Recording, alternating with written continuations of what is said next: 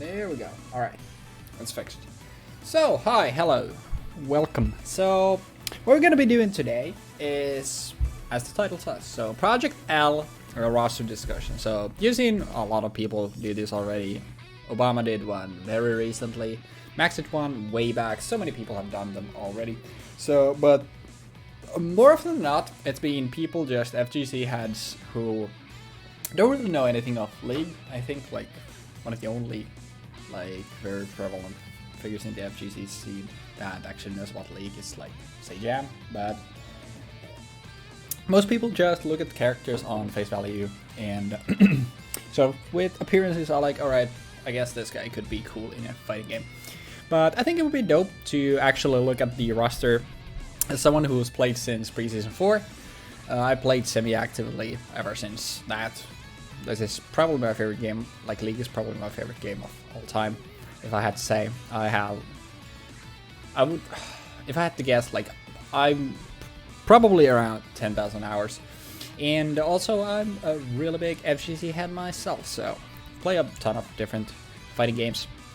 And yeah, I feel like maybe I could add something valuable to the discussion. So the way we're going to be doing this is we're just going to look at each character and we'll try to be as truthful. Let me turn the music down a tad bit. We'll try to be as like, stay as true as possible to their kit in League, but obviously like everyone has passive and 4 abilities. You're not going to make a fighting character with those, so obviously you have to consider that there's going to be other things as well. But, and obviously their assists are needed in addition to their whole kit. So obviously there's 165 champions, so we're not going to be able to dwell on every single one for like 5-10 minutes.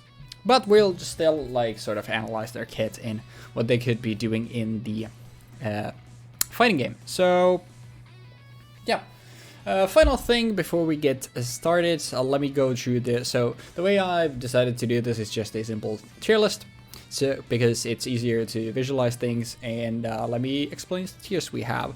I might add one more if we need it, but for now I think we'll go with these. So very simple. Number one is just already confirmed. They are going to be in the game like 100% because we already know of them. And this is, we're not going to be discussing leaks. I'm not really I don't know about any leaks regarding Project L. And I don't really care since I actually kind of want to be surprised with this game. I want to be excited and surprised when we actually see new characters get dropped, their trailers. So I'm pretty fine with that, but regardless, we're not going to be discussing leaks. And even stuff like that we've seen Jinx's updated model, and like way back when during Riot's 10-year anniversary they first showcased the like prototype, like just a brief look into Project L. We saw Katarina, but for all we know they could be just placeholders and not even make the final game. So we're not going to be considering those as confirmed. The only characters that are, with this logic, confirmed, there are 5, is Ahri. Ahri is already in the game. One of the first characters that we've seen. Same thing with Echo, as well as where is Darius. And then we have 2 more. We have Yasuo, my favorite character in all of League. Very happy to see him, and kind of feeling for the music that we're listening to. In Uni, Unist was one of the first fighting games that I actually tried like more properly and tried to actually learn. Very hard game, by the way, but very cool. I enjoyed it. And Yuzu was a character that I wanted to play, but I was so bad back then. I mean, I'm still not great, but I was very bad back then, and I couldn't play her for shit, so ended up playing Lyn. But Yasuo definitely looked like he had a lot of semblance to how Yuzu plays in Uni, so I'm very excited because he's my man. I'm obviously gonna be playing him mainly, and then it's just a question of whoever I feel like playing second. But we're gonna be playing all the characters in the game though, for sure. There is Illaoi, and Illaoi is our 5th already confirmed characters. They've already shown like concepts of her, not only concept art, but that we've already seen her like do a little bit in game. So these 5 characters are the only 5 that are already confirmed, so that's why they are there. And I will not be ordering the tiers. I think that's doesn't really serve a purpose for the sake of this tier list, but for the rest, must include, very self-explanatory. It will just include the characters that, well, just by looking at their kit and a little bit of maybe their personality, appearances in League itself, you can immediately like envision like how they play out in the game itself. Not necessarily like 100%, but you can definitely like see a lot of different aspects of their gameplay. Makes sense is a little, I guess, less so. So this is not just like okay, it's an immediate chew-in, but it's something like, yeah, you know, that makes sense. So something, maybe a character that's so very iconic and can be made work in a fighting game, or maybe just someone who needs maybe a little bit of tweaking to their kit to make them playable in a fighting game, or maybe just someone who their personality or lore or something like that makes them interesting enough to be put in the game and make sense in it. Would work, but better alternatives exist. This is quite a niche tier. I feel like there are not going to be many characters put in here, but we're very soon like gonna see immediately like one put in here, and they are the reason why I made this. But I feel like for when we get to stuff like marksman, there might be like more put in here, but most of this is just because it's a fighting game. We have 165 characters in League. We are not going to be able to fit all of them into Project L, unfortunately. So we'll try to avoid overlap when it comes to like champion kits as much as possible, and that's what this is here for. Can work, but should it is essentially, so everything can be made work. All right, so you can make anything into a fighting game character. There are so many different fighting games. There are so many like Kusoge with like the craziest characters. There are like even characters that if you just look at them, like they do not make any sense in a fighting, like from the JoJo's fighting game, like Pet Shop. It's a bird. It's just a bird that's actually broken in the game because it can't be hit by lows because it keeps flying. But like something like that, you wouldn't think when you look at them, like, yeah, that's a shooting for a fighting game. So anything can be made work, but should it? So this is essentially here, like these characters, like I think it's a bit of a stretch to be putting them in, but they still can be put in the game if, you know, need be. And finally, I don't see it. This is essentially just, I personally don't think they would like really serve any purpose. They're not like necessarily iconic. Their kits don't really lend well to a fighting game, and basically like nothing of them screams that they would be too great in a fighting game. So like I said, we might add one more tier, but I think for now we're good with these.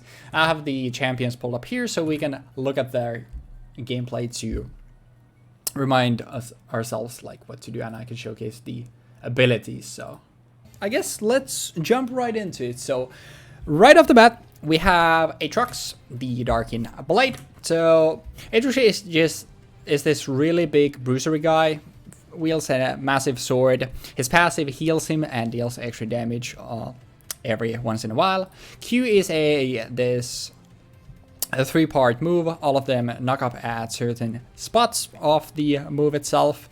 W throws out a chain that slows the target and then pulls them back if it hits them. And E is just a simple dash. And finally, his ultimate is an install where he gains increased movement speed and attack damage, and then heals from his attacks.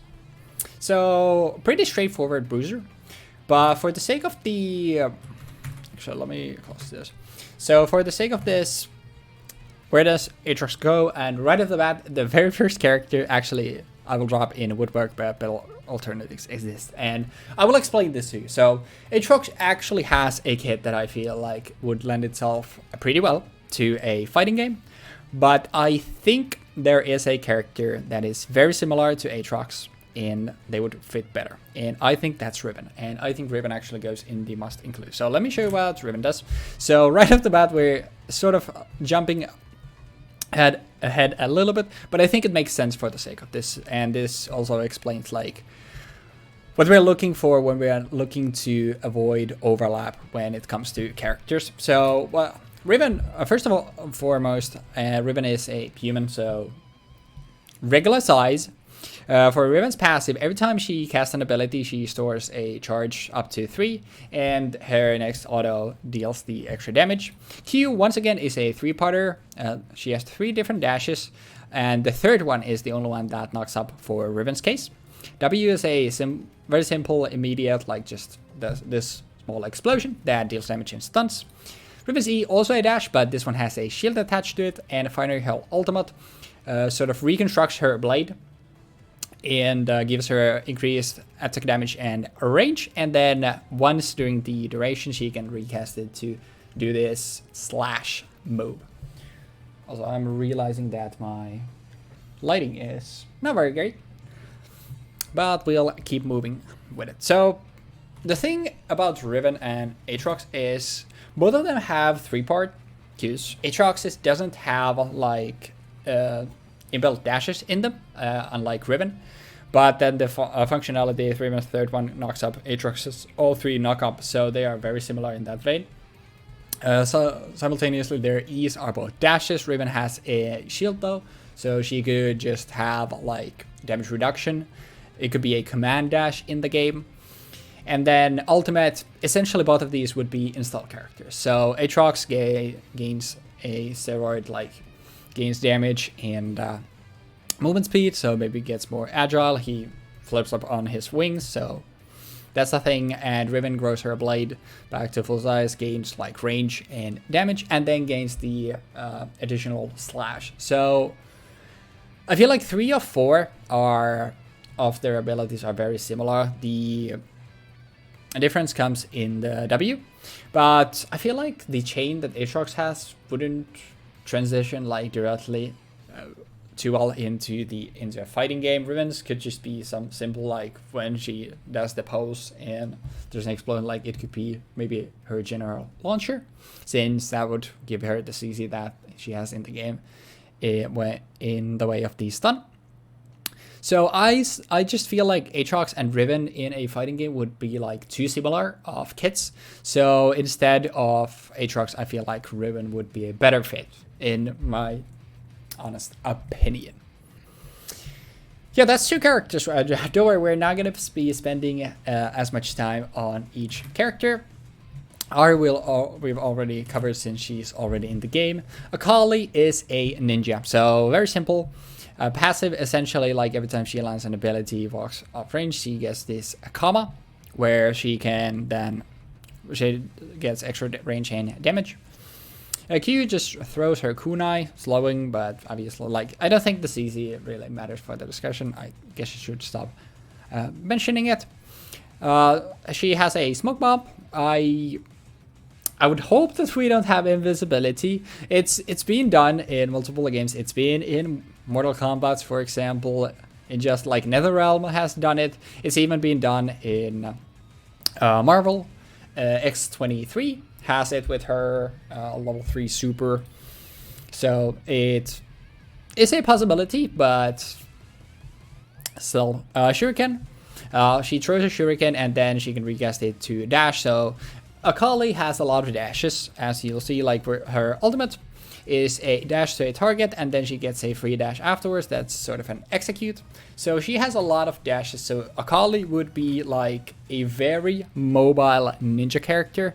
And I feel like due to having her like kunai she has the shuriken that essentially could work somewhat like Injustice to use like Robin's Batarang, where he can teleport to it. That could work very well with Akali's shuriken. She has like the dashes. She could maybe have like chip like wall run.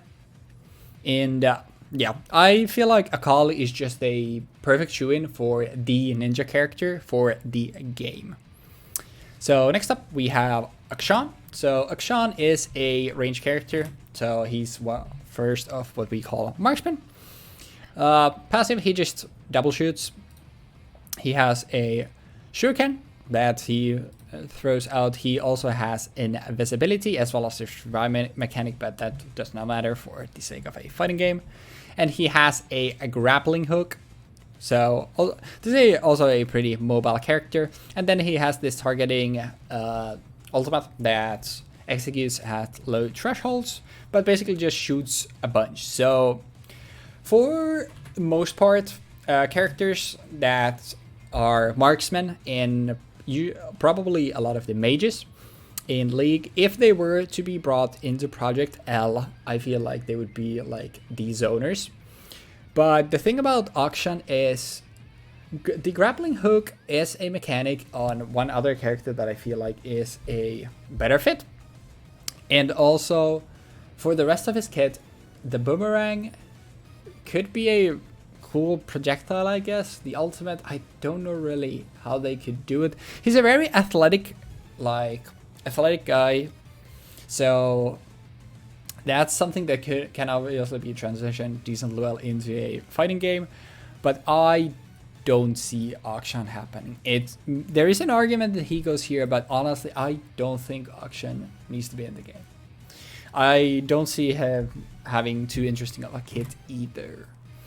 Then Alistar, and Alistar is the first one where we have a support on our hands, which is a large part of what I was talking about when I was saying like maybe we'll add one more tier where there's like supports in League obviously focus a lot on utility, and obviously in a fighting game I feel like there is not going to be as much focus on utility. So I feel like some of those characters, like maybe you look at their like personality, lore, and just the overall build to maybe come up with more of an original moveset for them. So I guess we can leave it empty if we feel like it. Actually, let me just do this. That works. Actually, it bothers me. I don't think I have OCD, but it bothers me, so let me do this. So would work, but needs changes. I think it needs more changes. Is a decent way to go. So this is essentially going to be a lot of like supports, because like I said, like utility in a fighting game I don't think is going to be what we focus on. So this is more focusing on the characters that like what they look like. Some of their stuff is still going to transition decently well. So let's take a look at Alistar. So Alistar's passive is very simple. It essentially, I think most people don't care about this. I'll keep these much more brief. Essentially, Alistar has healing. He has this slam that knocks an opponent up, very easy to make his launcher. He has a headbutt that pushes the opponent away. He has this move which makes essentially the earth tremble around him, gives him an empowered attack. And once again, this would be another install character since his ultimate gives him essentially a buff that reduces damage. This could be maybe made more interesting, like obviously just reducing damage. Purely a defensive buff install I don't think would be very good. But Alistar is one of those characters where he's a big buff Minotaur, why did I say that? Minotaur. So he essentially just with that like could be made work. But his kit alone, I think like the tremble would be pretty hard to make interesting. I think there is something there. Essentially like, what was the characters? I think it was Injustice 2 had Scarecrow had a trait where when he activates it, he essentially just deals unblockable damage to people nearby. So essentially maybe Alistar could do something. He launches the, because that's what he wants to do anyway, like he activates his tremble, then he launches you up to build up the stun. So Alistar could maybe have something similar to that, like that could just be unavoidable unblockable damage. But I don't think the install just being damage reduction would be too like interesting per se. So Alistar definitely would make work, but he's a big buff why do I keep saying Minotaur? Minotaur, so I feel like just that alone, like thematically, would make a lot of sense. I'll try to go through these quicker. I realize I'm taking a lot of time with each character, and I think the thing that we can save in is definitely these ability descriptions. So yeah, let's make them a lot faster. Next one is Amumu, a tank. Passive essentially doesn't matter. I guess I will cover like the moves that matter, because stuff that affects stats, like just stats, or does something else like doesn't really matter. Amumu has a move where he tosses the bandages and jumps to the target hit. He has a move which, once again, just like Alistar's, would essentially probably just play unblockable damage around him. He has this breakdancing move that just deals damage around him. And then he has a bigger AoE, which inflicts a stun on opponents. So I don't think I need to explain this too much. Amumu, I don't think fits at all. He's, first of all, he's very tiny, so that's something to consider. He essentially has just very short arms. He's very like stubby. Mostly he's just like headbutting people, and most of the stuff just happens around him. So he's not very animation focused, and I don't think he would make for a very interesting character. Next one, Anivia. Speaking of pet shops, so Anivia is a Cryophoenix, a big bird. When she dies, she respawns, which I guess that could work like MKX Jason style. She has this ice ball that she throws and then can explode. She has a wall she can conjure up, and then she throws an icicle as well as conjures up a storm. Maybe as a set play character, but it's a very projectile focus that has like awkward projectiles and a bird. Like, she is a bird. We don't need pet shop in projectile, I don't think. Next we have Annie, a literal child. So she's a basically like fire mage that has this teddy bear. So passive doesn't matter for the sake of this. She throws fireballs, she shoots fire, she has a fiery shield, and then she summons the bear.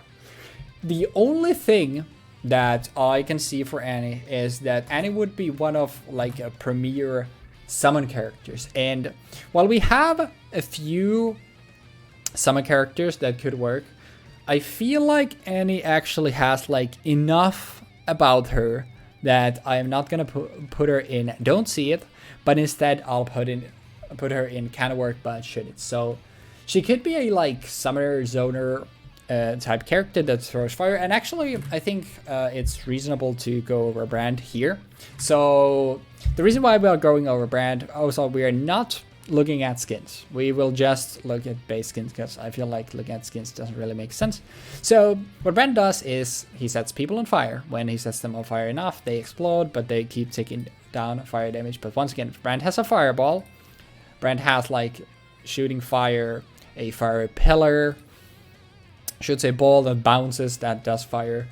But I don't think, like, I think brand just having these things and Annie at least having the Tibbers gimmick, I think Annie goes here. And while I would put brand here because obviously I think Annie is the better alternative in brand, but I think I'll put brand here because I don't think he would be interesting enough by himself. And like parts of his kit I think could be given to Annie to give her more moves that are from League if they want to make Annie work. But I think Annie would work better than brand would. Next one.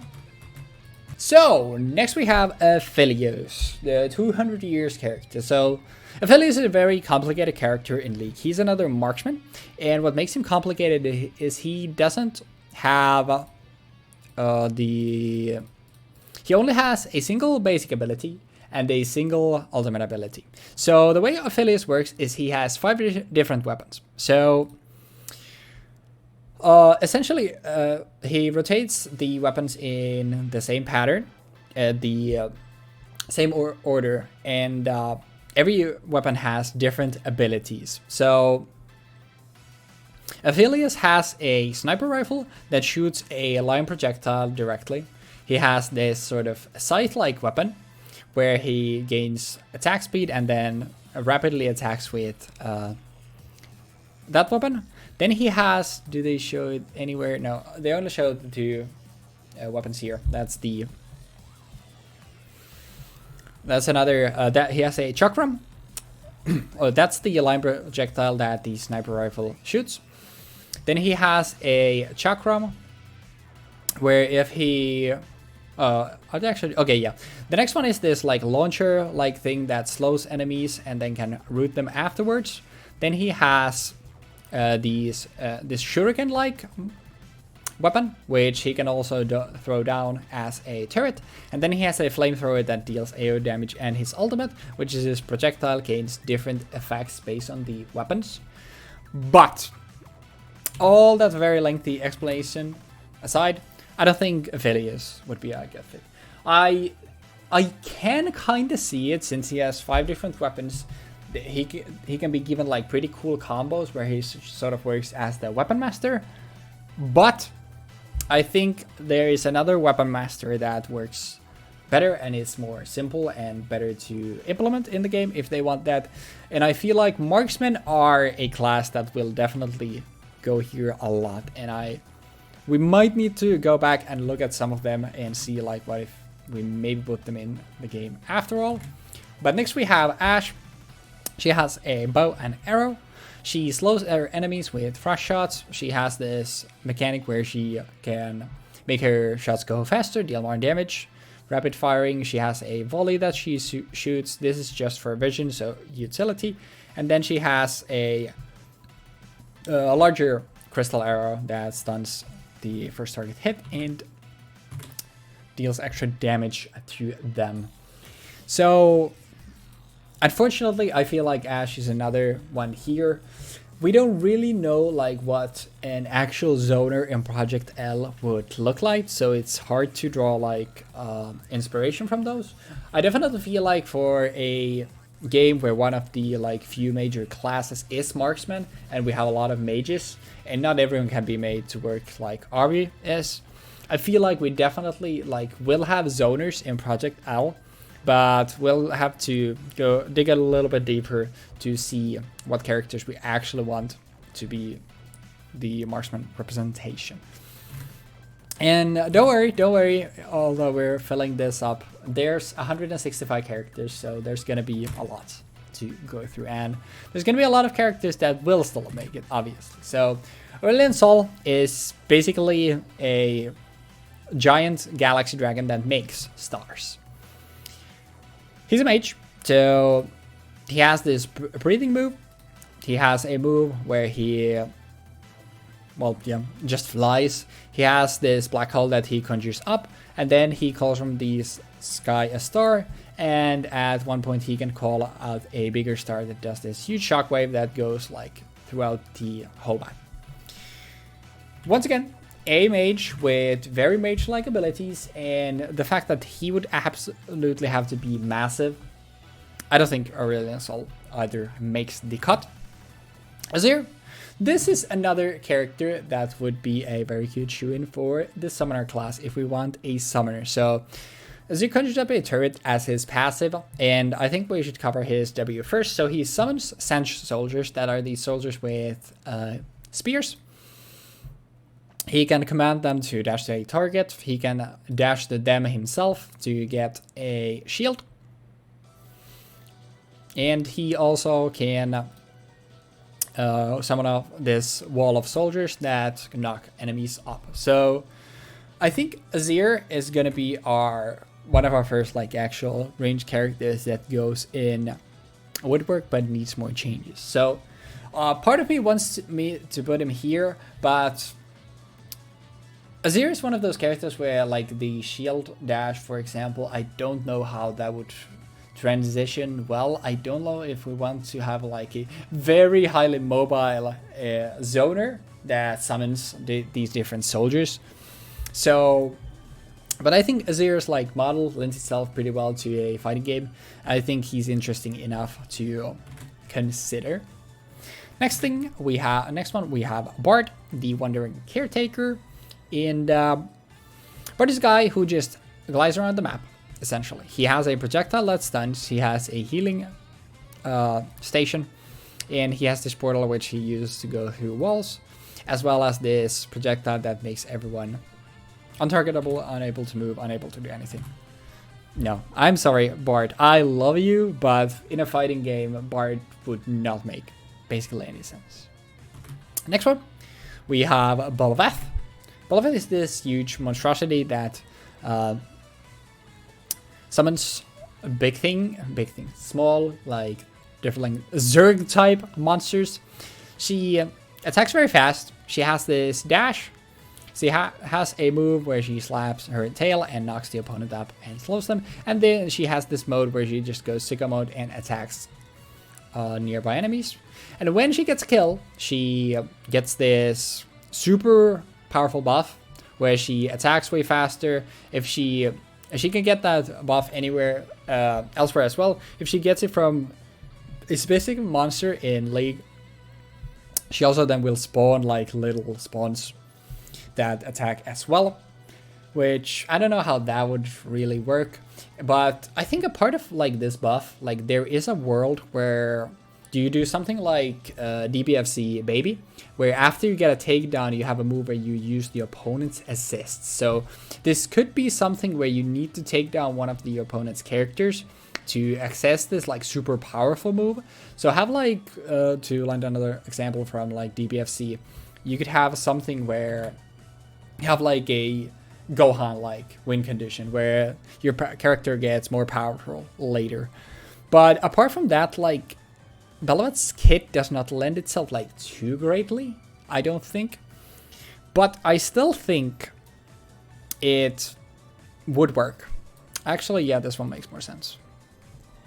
Blitzcrank, our next one, another support, and I feel like this is going to be one of the few supports that I actually think just like that actually makes quite a bit of sense. So Blitzcrank has a shield.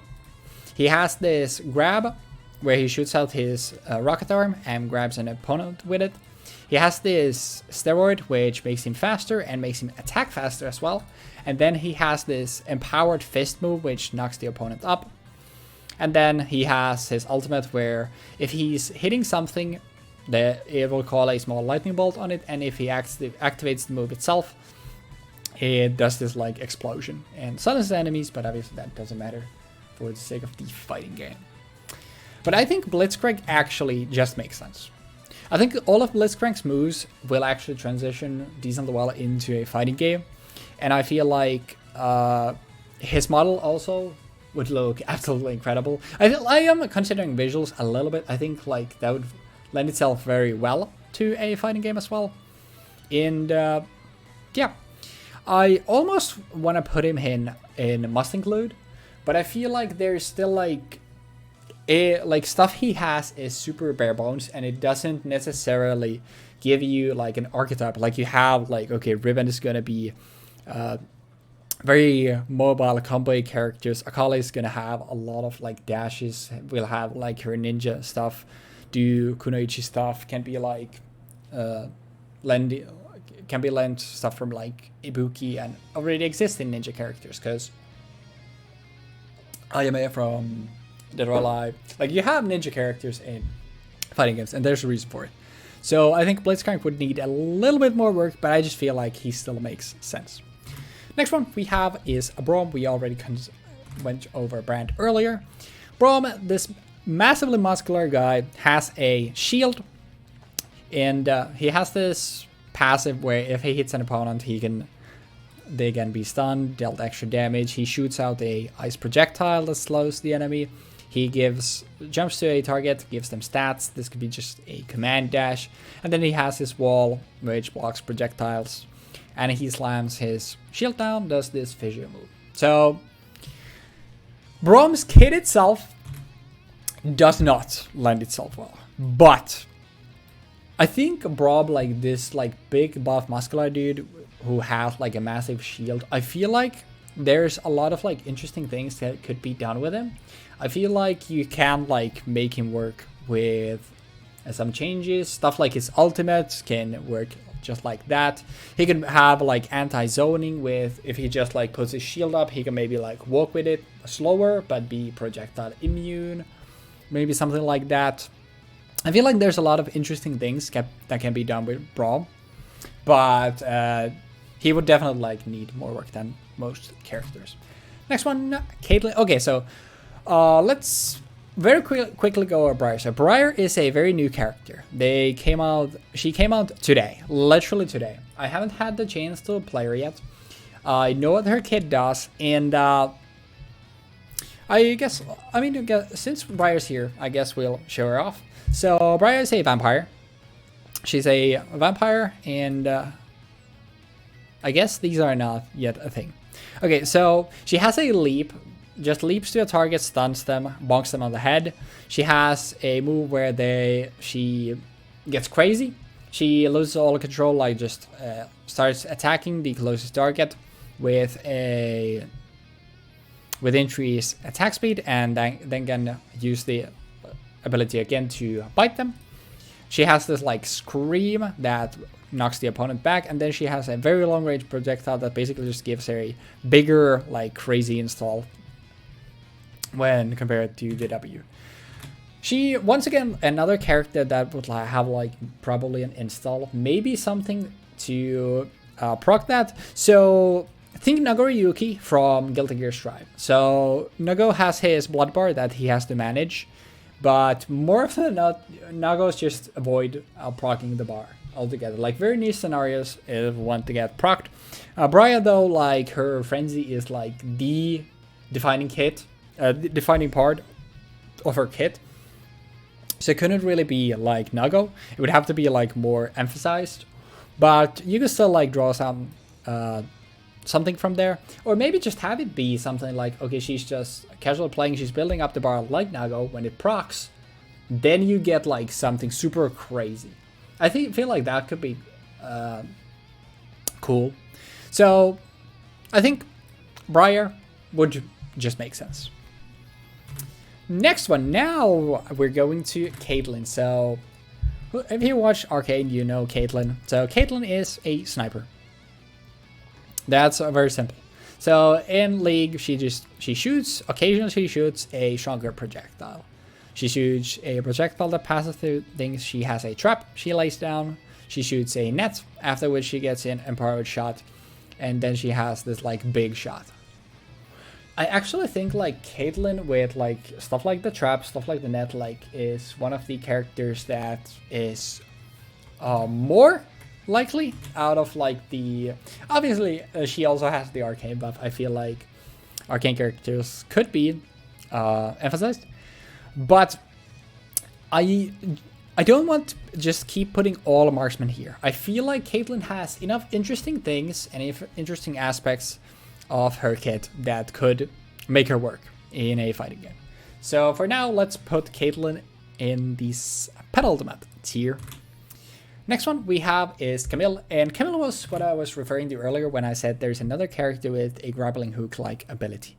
But Camille is a melee character. Very sleek design. Her legs are essentially just like these scissor blades, like this. I mean, just blades. She gains the shield, doesn't really matter. She has this like empowered attack, and when she builds it up, she gets a more powerful attack, which is this like cool upwards kick. Could work as her launcher. She has this sweeping move with her leg, and then she has the grappling hook where she goes to a wall, and then she can recast it to dash the opponent. And then the ultimate locks a target down. They can't escape the field, and then they take a little bit extra damage. So Camille, another character that just has like a decent amount of mobility. I feel like her design lends herself very well to a fighting game though. And I kind of want something in between, but I guess would work but needs more changes also makes sense, because like there's a lot there that works, but then stuff like the field, like locking your opponent down. I mean, like, okay, especially for ultimates, if you have a character whose kit like works really well in a fighting game, but their ultimate doesn't really work well, that's not too bad, because you can just make it their super. You can make it a cinematic.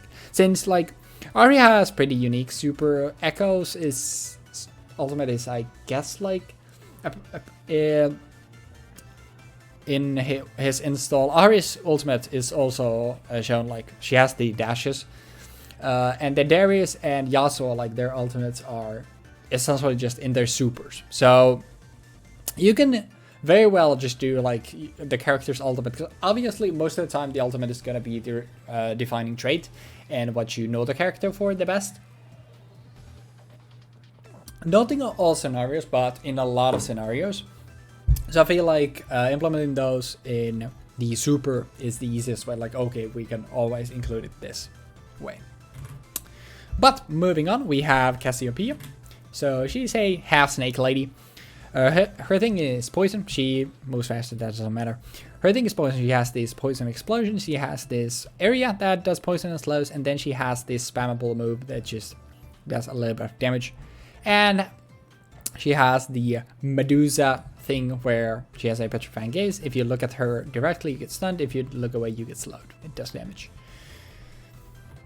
I don't think a poison focus mage that is a snake would work too well. So yeah, that's the end of that. Then we have Cho'Gath, a big monster that wants to eat the world. So this one doesn't matter. He has an area that knocks the opponents up. He has a shout that deals damage and silences. He has this buff that gives his attack an effect where they go through an enemy and deal extra damage in slow. And then he has this mechanic where he eats things and then he gets progressively larger. Cho'Gath is like one of the biggest, canonically like one of the biggest, single biggest like entities in League. And that combined with the fact that I don't think his kit lands well, I think Cho'Gath is another one that unfortunately doesn't make the cut. Next one we have Corki. Corki is a small dude that drives around in a like helicopter thingy. He picks up a package. He can then use it to leave this area of fire. He has a bomb he drops. He has the dash, which is essentially just a smaller version of the passive you just saw. He has a machine gun that shoots forward, and then he has rockets that he shoots. Unfortunately for Corki, it's going to be another one of the very basic ADC kits. Marksman kit. Sorry, you're relegated to don't see it. I don't see it happen. Darius, obviously already in the game, don't have to cover him. Diana, the Scorn of the Moon. A Moonfighter, has this like scythe, gets empowered attacks every once in a while, has this crescent shape projectile, has these orbs that do damage, give her a shield, if procs give her a bigger shield, has a dash, and has this large AoE pull that pulls enemies towards her and then does a big explosion. So Diana's a character that for just like most, like I feel like most melee characters that aren't tanks are at least good enough. But I feel like Diana is a little bit weird. Cause like, so I forgot to mention, but when she lands the crescent projectile, if she dashes to a target that has hit, then she gets another dash. So there's something to be done where she would have like a mechanic where she can mark and then do multiple dashes to a target. But once again, like the shield, the ultimate, I don't think like those immediately lend themselves incredibly well. But I feel like that's another character that definitely would work. Next one we have Dr. Mundo. Not a certified doctor, but he's this huge, essentially think Hulk. He injects himself with whatever and gets absolutely jacked. He passive doesn't matter. He has a cleaver which he throws at people. He has this aura that he can do. He can recast it to do a burst of damage. He has this swing which knocks stuff back. And he has this steroid which gives him move speed and massive HP regen. So essentially would be an install. And Mundo is one of those like, I mean, you immediately you look at him, you think Hulk. But whereas Hulk can just like rip the earth, throw rocks at you, do like his big gamma stuff.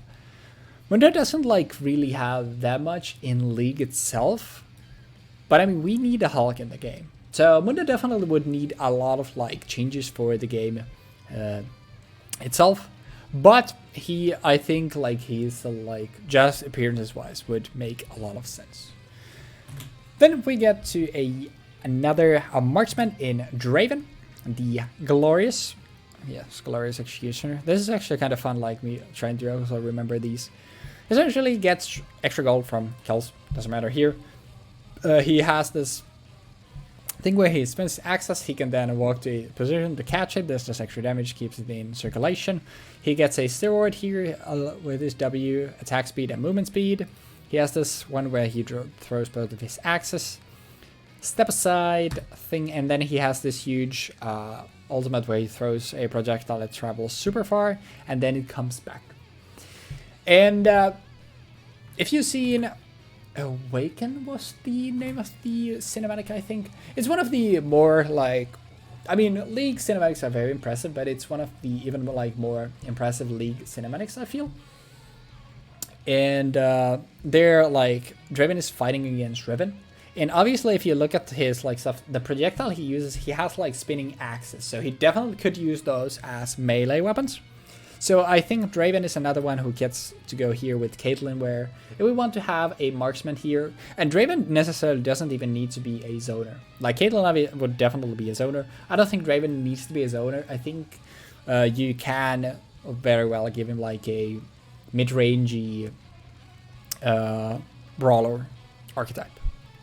Elise is actually going to be one of our first, Echo obviously already in the game, one of our first of a bunch of characters in League, a shapeshifter. So Elise's ultimate is what we should cover first. She transforms between her spider form and her human form. And I feel like these characters would, apart from, there are a couple that it doesn't be, but for these like who are actual shapeshifters and she like clearly changes, I feel like these characters would be characters that really rely on an install, like, because it completely alters what they do. So they would have like, maybe that level 1 could be an install. I think like for a lot of characters like level 2 maybe could be an install. I mean, Echoes was a level 1, right? So actually, yeah. But these characters I feel like would be like more built around, like they want to use their install. So passive doesn't matter, but for her Q, like she just spits venom at an enemy. If she's in her spider form, she instead leaps at them and deals damage. Here, in her human form, she spawns a spider. In her spider form, she just gains a buff where she gets extra attack speed. E is a stun projectile, and in the spider form, it just rappels up, and then she can drop down on an enemy. And yeah, I feel like from the characters that we could have as potential shapeshifters, I feel like Elise is one of the less interesting ones. And I feel like nothing of her kit like really lends her too well to a fighting game. Next one, Evelynn, the succubus of League, as if Ahri wasn't one already. Her whole thing is that she essentially goes... She's basically always invisible. Obviously won't lend itself very well to a fighting game unless you want to make a character that's perma-invisible. Please do not. Her Q throws out this spike, then she can recast it to deal extra damage. She has this build-up move. She can then proc to make the opponent charm. She has a simple short-range dash, and then she has this huge slash she does in front of her. So Evelynn is one of those where like the core idea of the character is like the core trait is that she's always invisible, and I don't think that just lends itself well to a fighting game. Next up, Ezreal, one of probably the more iconic characters in League. And like, what if I'm thinking like phases of League of Legends, I think Ezreal. Maybe that's me, but yeah. That one doesn't have a video, but it doesn't matter. So let's just use simple align projectile. He has this another projectile that can be procced with any of his other attacks. He has this blink that also does a shot, and then he has this larger projectile that goes throughout the whole map. So Ezreal is another character that I actually think is a marksman that should be in the game. But unlike actually Caitlyn and Draven, I feel like, because even in League, like Ezreal builds CDR, he casts stuff a lot. I feel like Ezreal would actually be not the hardest to actually have a pretty cool combo game. Very similar to Ahri. Obviously, like Lee needs a lot of changes because like just the moves themselves don't really work. But Ezreal could definitely like be a zoner that actually has decent combo games. So yeah, Ezreal I actually think goes all the way there. Next one is Fiddlesticks, one of my least favorite characters in the entirety of a League. Fun fact. So he is terrifying, and that's his whole shtick. He can pretend to be a ward. He can have these things that essentially prank you. I don't know how else to put it. Has a fear. He has a scythe though. He has this thing where he just absorbs the life force out of everyone nearby. He has this side slash, and then he has this channel where he turns into a murder of crows and just deals damage around him. So I know what you're thinking. This character looks like Scarecrow from Injustice 2. Or, I mean, I guess DC Comics in general. And you'll be right. This is essentially just Scarecrow. But the thing is, do you want to just put Scarecrow in the game? Because, like, he has a scythe. So, Scarecrow has his chain he can use to do melee combat. Fiddlesticks has his scythe. So, you can make him do stuff with that. But the question is, should you? But yeah, simply, if you just look at his kit, if Scarecrow is the character in Injustice 2, Fiddlesticks goes here. But Scarecrow is a character in Injustice 2, and Fiddlesticks is essentially just Scarecrow. So he definitely, you can see, like, he can definitely then be made work. But the question is, do you just want to put Scarecrow in your game? Next, we have Fiora, the Randuilist. Hey, we got it. Also, they are smoking crack here. Fiora, funny enough, one of the hardest top lanes in the entire game to play, I think. So this is absolutely crazy. But she has this mechanic where she reveals vitals on her opponent, and then she can proc them for extra damage and movement speed. She has a short range dash. She has a parry, which then returns fire with the riposte. And then she has just a buff where essentially first attack does extra damage and slows, and the next one does just extra damage in a way of guaranteed crit. Then she has this ultimate where she essentially just reveals all your own opponent's vitals. You get health when you proc it. But important here for Fiora is Fiora had an ultimate before where it definitely didn't do what it does now. And instead what it does is think of Cloud and think of Cloud's Omnislash. And Fiora's old ultimate looked like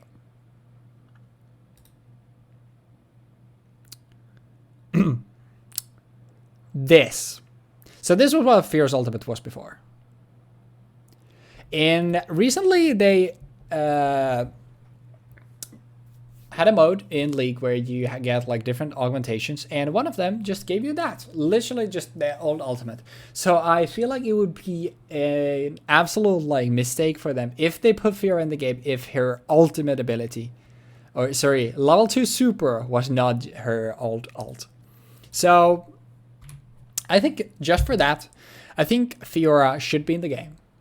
She is a character that has a rapier. She pokes with it. I feel like you have a lot to work with there. But her kit has aspects like just the buff. I don't think it's too interesting. The vital mechanic, I don't think is too interesting to put in the game. But the parry and riposte, I feel like, can have some cool ways you can make it work. The dash, obviously, you can make it simply. But I feel like she would lend herself well to a fighting game, but definitely like would need more additions to her kit instead of just putting her like that and calling it a day. Next we have Fizz, the title Trickster. And Fizz is another small fella. He has a trident. His passive doesn't matter here. He has a dash where he stabs an opponent with his trident. He has this overtime damage that he does with the trident attacks. And then he has a dodge move that hops on his trident, basically dodges everything, and then slimes down. And then he has a projectile where he shoots out a big shark who comes out of the water then afterwards and chops you. So the thing about Fizz is, man, you have a lot of like these assassins with their like dashes. They have different dashes, different like evasive maneuvers. And I feel like out of them, Fizz is one of the more important ones when you think of just like a fighting game. So, unfortunately, I don't know.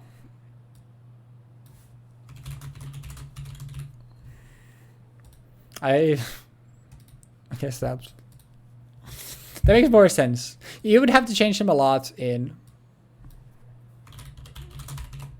maybe this is better. Let's just keep it that way. Anyways, next one we have is a Galio. The stone gargoyle? The Colossus. Well, I completely messed it up. So Galio is a big stone guy. And yeah, here's what his actual size. So another very massive fella. His passive is just this like smash. He shoots out wings. His wings shoot at a wind blast. He has this AoE like taunt effect.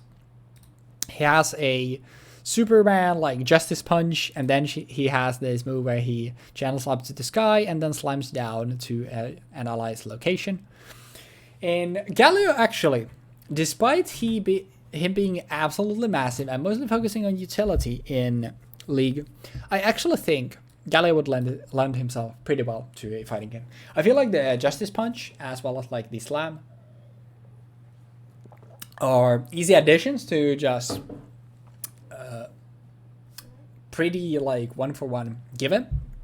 And even like the ultimate Slam, you can make that part of his kit pretty well. Obviously, it couldn't be his canonical size, but I feel like still Galio lends himself well enough that he would go there.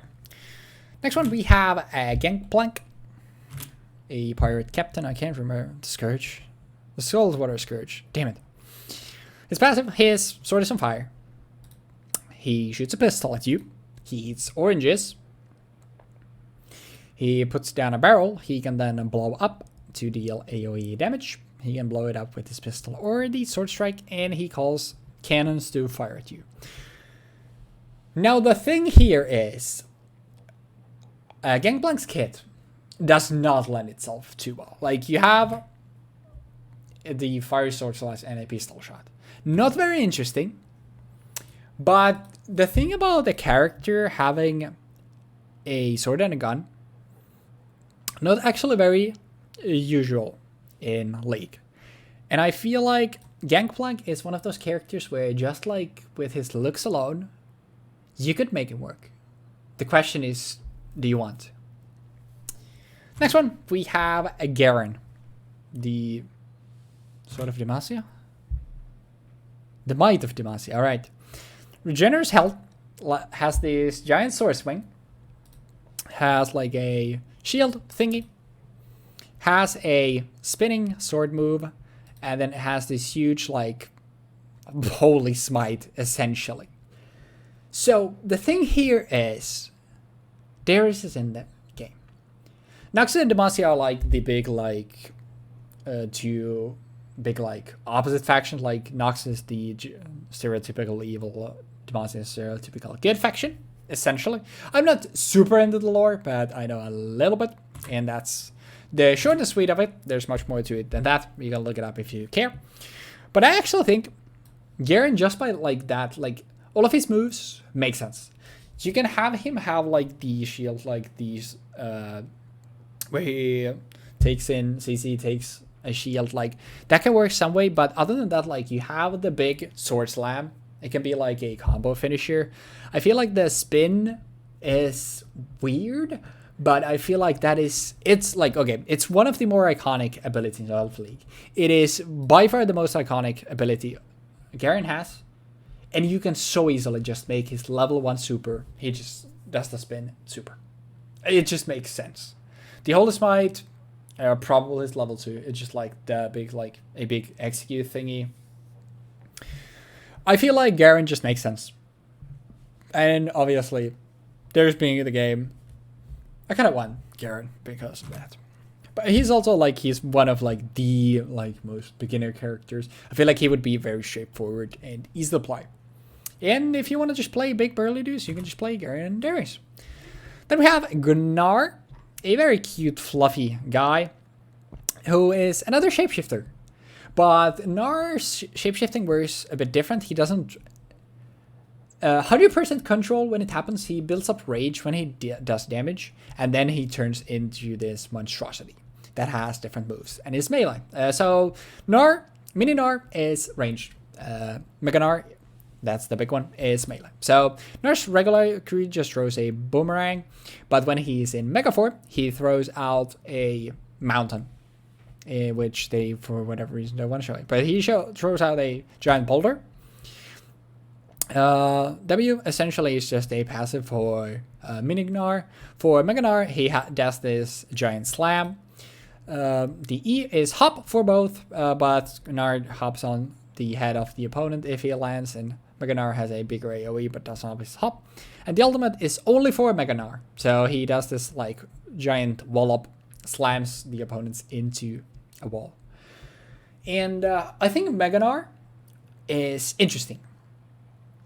I don't think Mini Gnar lends itself well. I don't think Gnar him like overall does too well, but Gnar is actually gonna be the second character that I'm gonna put in a woodwork, but better alternatives exist. It's a little bit different than the case with Aatrox and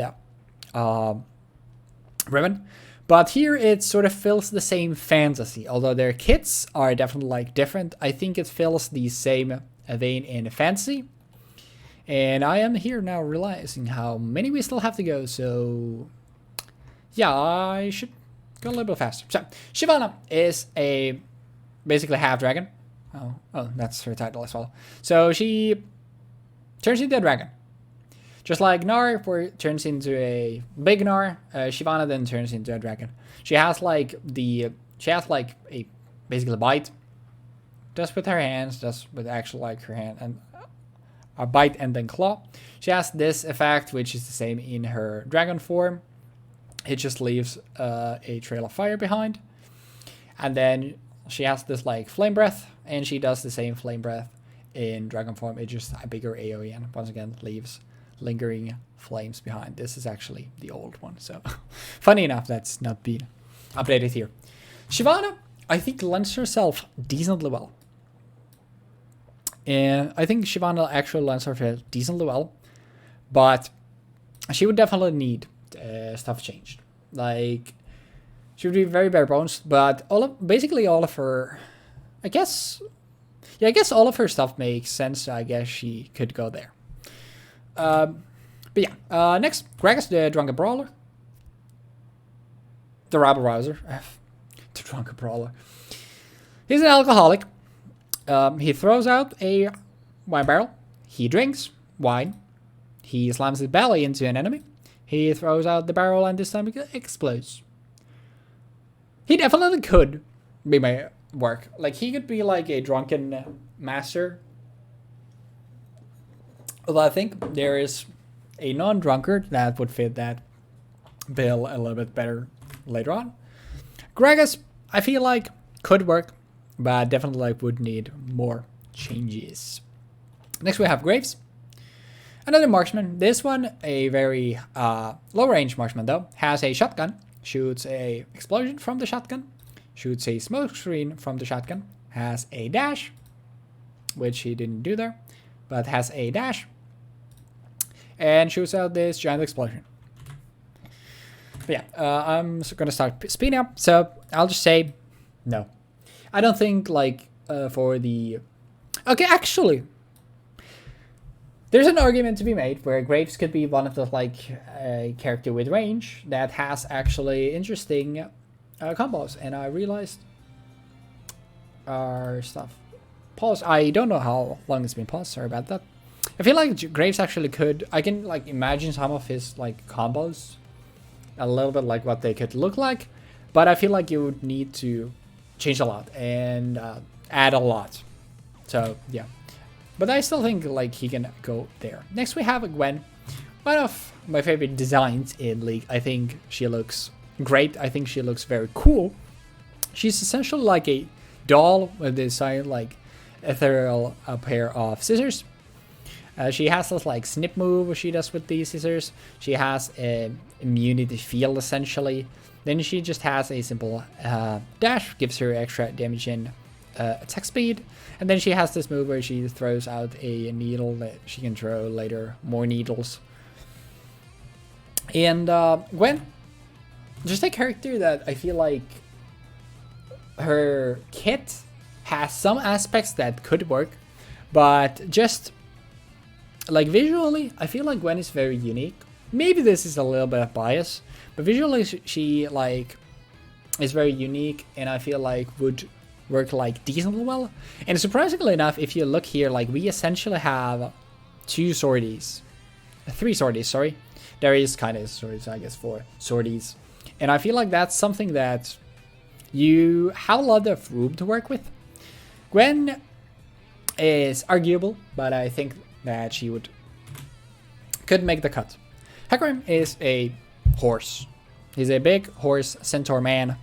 He wants to go fast. He has this slash that he does around him. He has an area where he absorbs damage from around him. He gets speed and then does a big like tackle type of move. And then he has this like charge where he turns into an ethereal chariot. Hecarim, I feel like Hecarim is in the realm of like, okay, essentially you can make every melee character work to some degree. But I feel like Hecarim, like model-wise with his kit, I feel like he would not be too interesting, unfortunately. So I'm gonna put him down there. Next one, Heimerdinger, another arcane character. Heimerdinger has turrets he places down. The turrets then shoot enemies. He has a rocket barrage, he has a grenade, and then he has a thing where he empowers all of his other moves. So essentially, bigger turret, a bunch of missiles, or a bouncing grenade. I'm gonna save you the time to watch all of those. Could work as a summoner. I don't think it's interesting enough. I don't think Heimerdinger would work too well.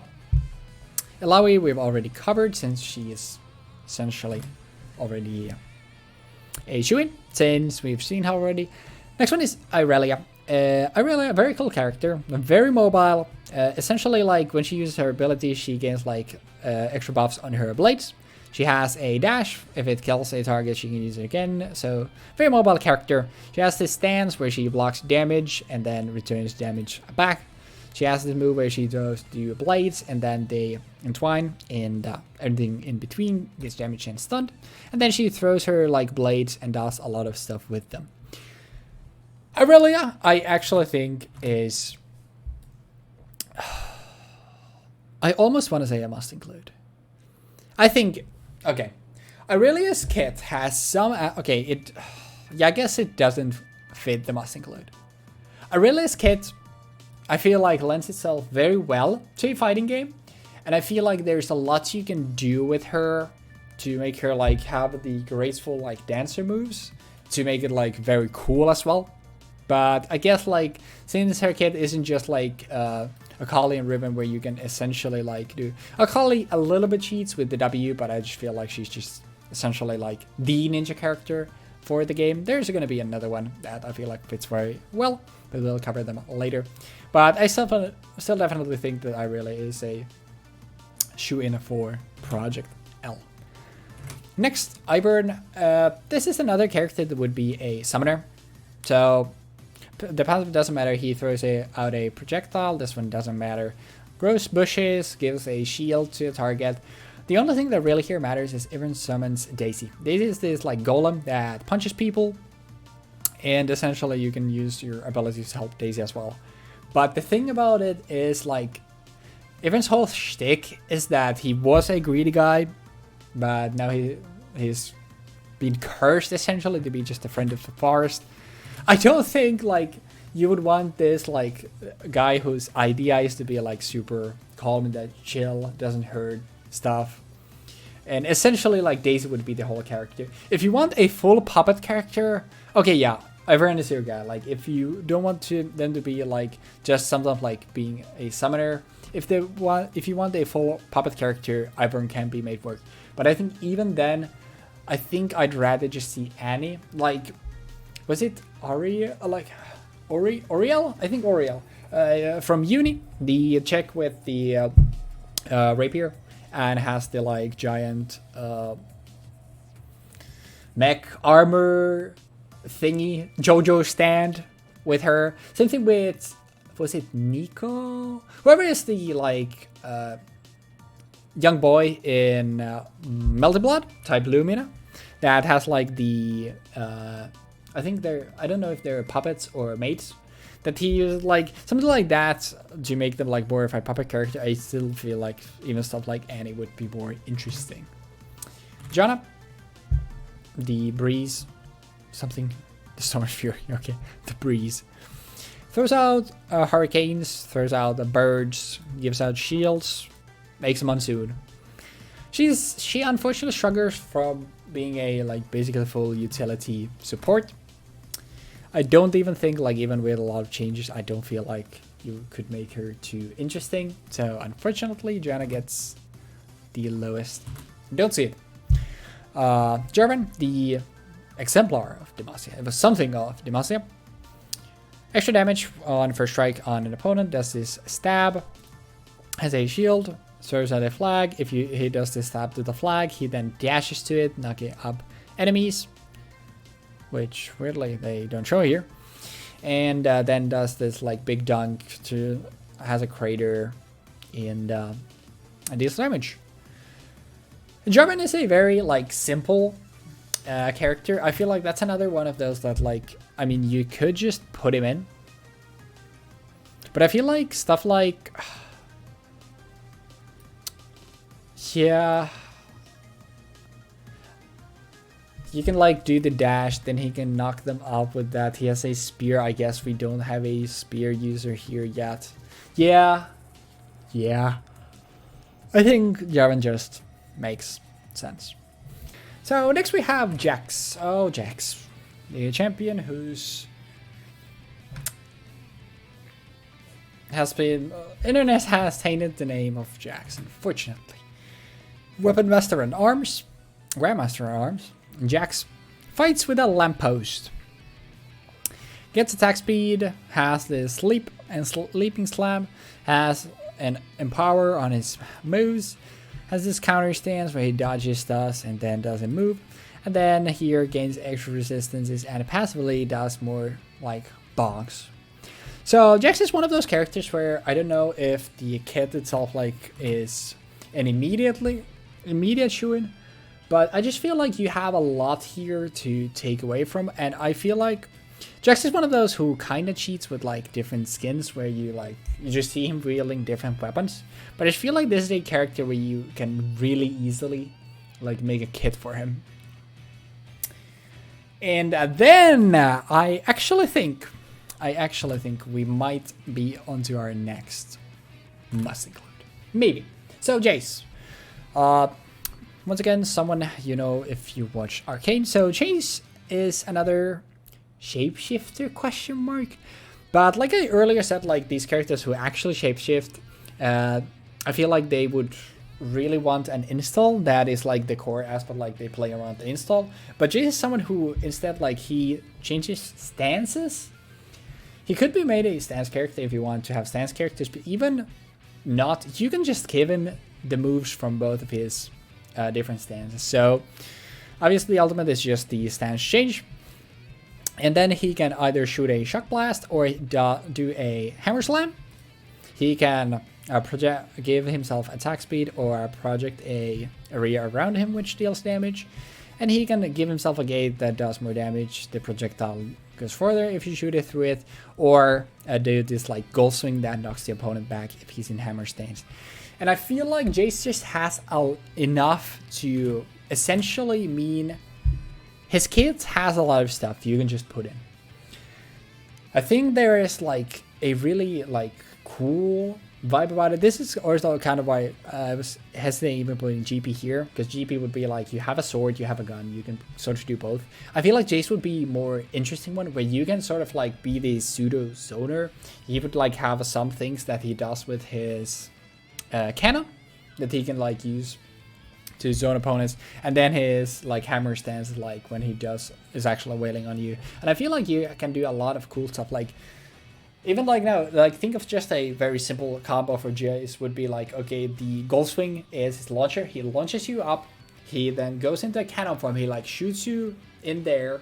He shoots the shock blast, let's say like through the gate. He shoots like a shock blast. Maybe he gets like jump height and movement speed with the gate. So he shoots you with the shock blast through the gate. It knocks you up higher, so he can then jump through the gate. He reaches you because he has the extra jump from the gate.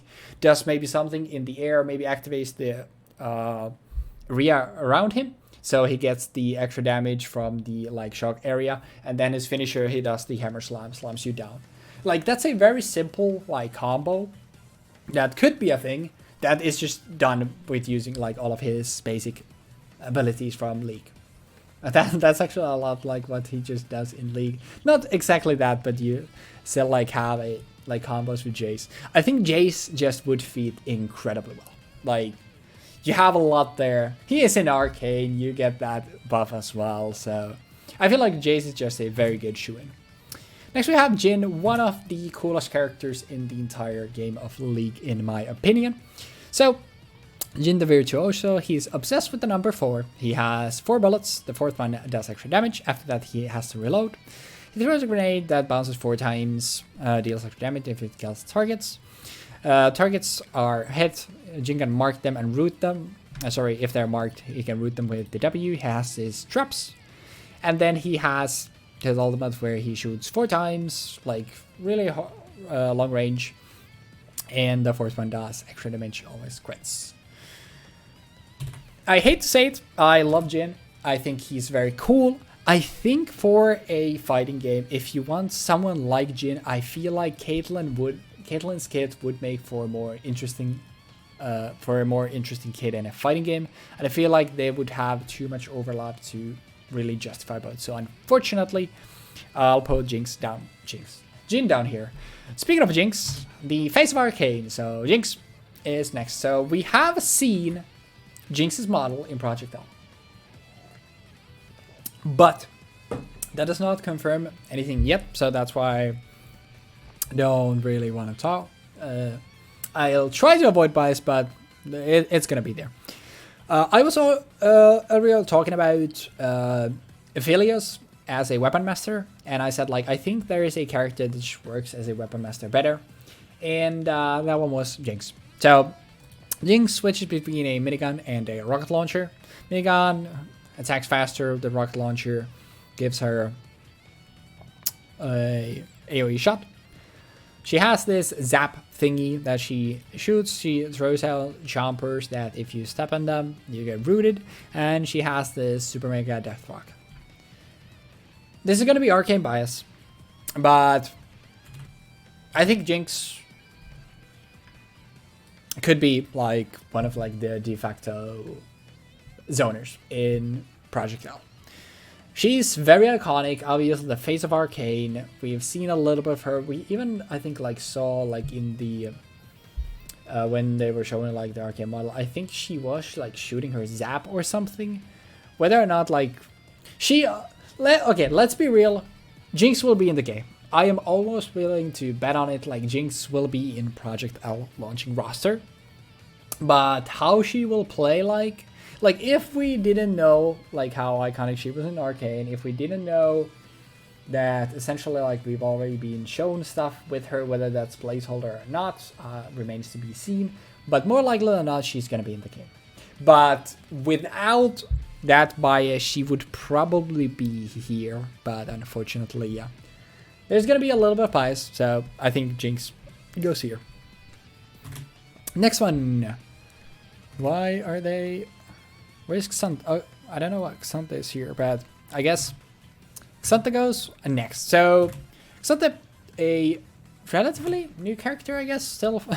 I guess I just haven't seen him much. Like, when Xanta was added to the game was when I took, like, a longer hiatus. Like, I didn't touch the game for, like, half a year. So, I don't know much about him.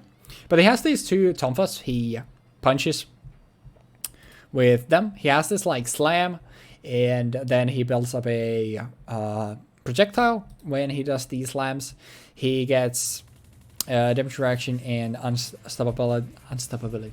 Becomes unstoppable, so CC immune does this charge. He has a simple dash. When he is in his ultimate,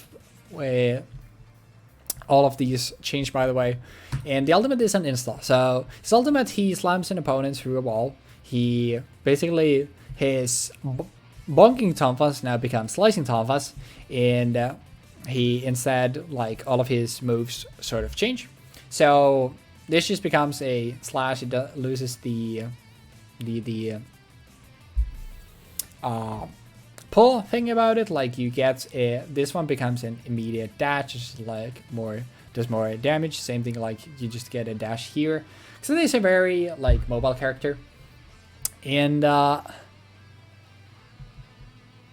don't know. Xayah is weird because, like, I think, like, first of all, I think his model looks great. I think, like, Xayah's design is very cool, and I think, like, the tonfas are an interesting weapon, and I think, like, there's a lot you can do with Xayah. And overall, he just makes sense, you know. Like, a lot of his stuff can just be like that, and it'll work. Next one we have Xayah, one of the more popular ADCs ever since she was released. So, Xayah has this plasma that she builds up with her passive. She shoots projectile, shoots a line projectile, gets move speed, attack speed, dashes in, gets a shield. Unfortunately, although I think Xayah's model is very cool, and I feel like there is something there. Like, I think Xayah, like, she, when you look at her, like, her physique, I feel like she is one of those, like, you could make it work, but you would have to change her drastically. So, although I could see it, I don't think it's worth it or gonna happen. Kalista, the Spear Lady, the Spear of Vengeance. Basically, I guess this will already spoil it. So, her whole thing is she gets bonded to an ally, and then she gets buffed with the bond. She throws a spear. She sends out a sentinel that reveals targets. She throws spears and stacks them on an opponent. When she activates the ability, she rips them out of them, dealing damage and slowing. And her ultimate summons the bonded ally to her, and then they can launch themselves to enemies. The whole bond thing, although it could be cool, since the game is gonna be 2v2, it could be cool if you could do something with it. I think it would be so much work. Just because we know, like, they know the game is gonna be 2v2. They want the game to be 2v2. Kalista's whole thing is the bond. If you could make that, like, somehow apparent in an interesting way in the game, I think that would be so sick. But I feel like it would take a lot of work. But just because I think that would be cool to see, I'll put her here. But more likely she would make more sense down here. Next we have Karma. And Karma is a support mage. So, Karma shoots a projectile. She tethers herself to an opponent. And gives herself or an ally shield that gives movement speed. This one empowers all of her abilities, gives her a bigger explosion thing, gives her the tether is stronger and it heals her, makes her shield AoE. Now I don't know why exactly, but I feel like Karma would be another character that actually would just work. kind of like Ari. Like I feel like they could make her like have these like cool motions that she does. Like she could actually like work as just a combo character. She could like have her abilities be employed. I don't know what it is about Karma. I want to see her in Project L. I think like something about her just feels like she could be cool, right? I don't know why. But yeah, I'll just drop Karma here. That's like might be just based on my feeling, but I actually would like to see Karma in Project L. And I don't really know why. But I just have a vibe. Oh yeah, and I just remembered I substituted one thing, so give me like 30 seconds. I don't need 30 seconds. I forgot I did what I was supposed to do. So, never mind. Let's keep going, since we are... I think we're basically halfway there. Maybe a little bit under. Next one we have Karthus. The Metal Singer of the Shadow Isles. That's his title. Check it. Almost. So, Karthus, when he dies, he doesn't. Essentially. He does these explosions, he puts down a wall, he has an aura around him. This has made me realize how many characters have like an ability where they just have a damaging aura around them. And then he channels a move that just explodes all opponents on the map. Unfortunately, I don't think Karthus would make much sense. Kazanin, the Voidwalker. I would have not expected there to be a space, but that works.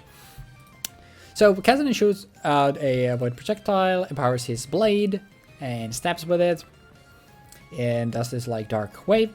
And then he has a teleport where he can stack this teleport up. He stacks up the damage.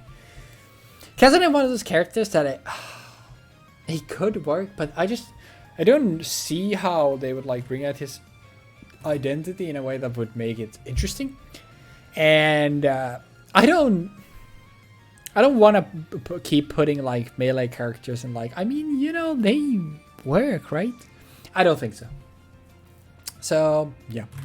Next one we have Katarina. So Katarina we saw in the very first like short like 2-second sneak peek that we saw of Project L in development. We saw Katarina there. Now, whether that was a placeholder or not, we don't know. But I actually think Katarina would work decently well. So, Katarina's thing is she resets her abilities when she gets kills. Doesn't really matter. She has 2 daggers though, so you can do obviously a lot of stuff with them. She throws the dagger, it bounces around. When she picks up the dagger, she does like this spin around that does damage. She has just a simple blink. Attacks afterwards, and then she has this like move where she spins, throws out daggers around her. So Katarina is one of those characters that I think is just very iconic to League, and I feel like there's a lot that you can do with her. Actually, I guess she also has the thing where you can like, just like I explained Akali, like you can do the Robin thing where you set up a dagger, then you can use those daggers as resources. But I definitely like do feel like there's something that needs to be added there. Like you can just take all the most iconic parts of her and make it work. But like there isn't shown like you can just take a character and just make them work. Like that's why a lot of melee characters end up here, because I just feel like it's just with their looks and like if they have a weapon or something like that, you can make a lot with that because you have a lot of room for creativity. But since we have such a lot, like we're imagining a limited roster of League champions in Project L, and we have so many champions in League itself, we'll try to limit it, and that's why we're trying to keep it unique. Next up, we have Kayle, the Justicar. Oh, the Righteous. I don't know why they also have Morgana here. But yeah, Kayle gets basically attack speed. Kayle's idea is she gradually gets stronger with levels, which is going to be one of the things where I have some bias. I'll just say that much. So she shoots with the blade. Yeah, substance opponent. She has like this a blessing buff thing. She gives herself an empowered attack. She puts blades around her, shields herself, and drops down the blades. So the one thing why I actually will do this, and I'm going to put Kayle in, makes sense. So the thing here is, Kayle has a sword, she has some projectiles, like, just like that, she's not like the most interesting. But I think the level mechanic is what makes her very interesting. So DBFC has adult Gohan who can level up. And level 1, his moveset changed a little bit. Level 3 gets second air dash. Level 5 gets reverse speed. Level 7 can cancel from specials into other specials. Like, gets gradually crazier. Kayle also sort of has that, like, she has in League, like, sort of that, like, okay, you are trying to hit level 16. You're trying to hit that power spike. You're trying to hit, like, where you're, like, Phantom. You're going to be very strong at that point. And I feel like that's a very cool aspect to adult Gohan and DBFC. Like, you have that win con. Same thing like you have a Gogeta. You can build 7 bars, you can immediately kill off a character if you land your level 3 on them. So I think like that aspect alone is enough to warrant Kayle having a slot here, where I think it would, like, that being realized in gameplay from in Projectile would be cool. Next we have Kayn, the Darkened Side. Actually, Frost is the Darkened Side. Shadow Reaper, yeah, that makes sense. So Kayn is essentially multiple characters.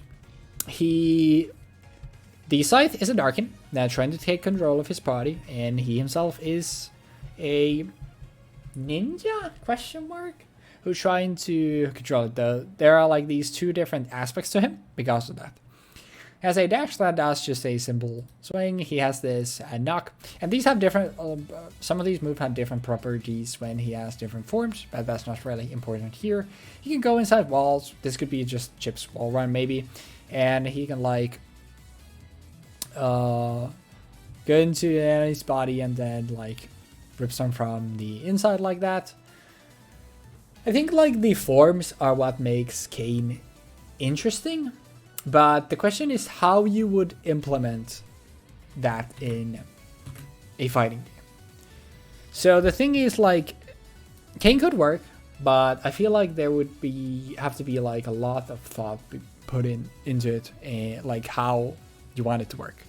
So yeah, Cannon, another ninja, and well, we'll just take a look. So the electric ninja throw, and what Ken does is she throws shuriken, explodes, marks, explodes, shuriken, throws electric shuriken, turns into a ball of lightning and dashes around the field, and turns into a storm. I have a storm. Storm. Yeah. And the thing here is, the shuriken are the only like thing that's too interesting about Cannon. I don't know how you would want the electricity. I don't think we need another ninja. Like, I think Akali can do the shuriken thing. We have another character a little bit later that does shurikens. Like, I think Cannon is the one that would be standing above the other shuriken characters. So that's why she goes there. Next we have a Kha'Zix, the evolving bug. So because it can level up essentially, he has this like simple slashing move. He shoots out spikes. He can change the functionality of all of these moves when he evolves, but that's not too important. He has a leap. He can turn invisible.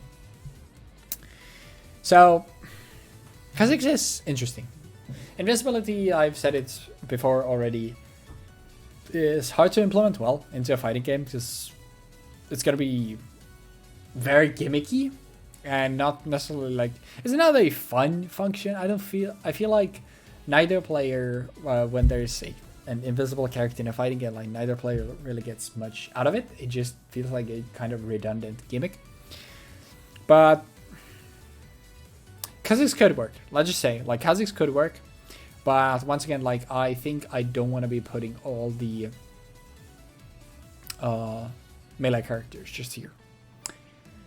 I'm realizing, like, while I'm doing this, I expected like a lot more characters to be like, oh yeah, it's it like goes like automatic, like it's such an easy thing to do. Now, obviously, like we have to realize that for most characters, most of their moves are gonna be like unique to Project L, and that makes sense, and that's a good thing. But this is just like fun, like analysis discussion thing, like what ifs, hypothesis, stuff like that to think about. But yeah, let's continue. Lamp and Wolf. So Kindred. So Kindred has a flip, shoots with the bow. Well, makes Wolf chase the opponent, marks them, deals damage to them, turns everything invulnerable in a field. It's a marksman. It's a marksman that doesn't lend itself too well, I don't think, to fighting games. So they go down there. Next we have Kled, the psychopath. Kled and Skarl, sorry.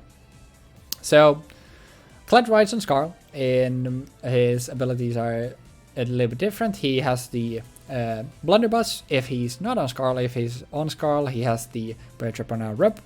Then he has this empowered move where he essentially just gets more powerful attacks.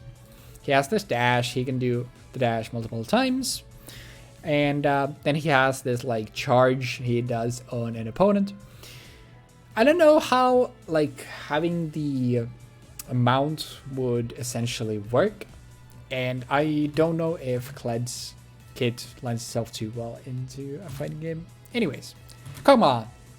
The mouth of the void. The mouth of the abyss. Basically the same thing. So it's a void puppy. When he dies, he turns into an bomb, I guess is the best way to call it. He spits on people. He spits on people from further ranges. And he spits on people, or vomits on people. And then he spits on people and it's range from the skies. He barely has arms. He spits on people. I don't see it happening. LeBlanc, the trickster. Deceiver, sorry. So LeBlanc has a clone. She can duplicate many things. She dashes. She can go back to the dash. She has a chain. Her ultimate is essentially you can just recast an old ability. You do the same thing. So LeBlanc is one of those mages that I feel like would be. Let me actually really quickly see, because like the thing about mages in League is that they're not gonna be very easy to transfer over, like to make work in League, like traditional mages. And when I'm looking at the lineup of mages, what we have gone through already, I think actually LeBlanc is one of the more likely ones to make it. So just because of that, I'll give her a 1 higher slot. And then finally, oh, let me just see one thing.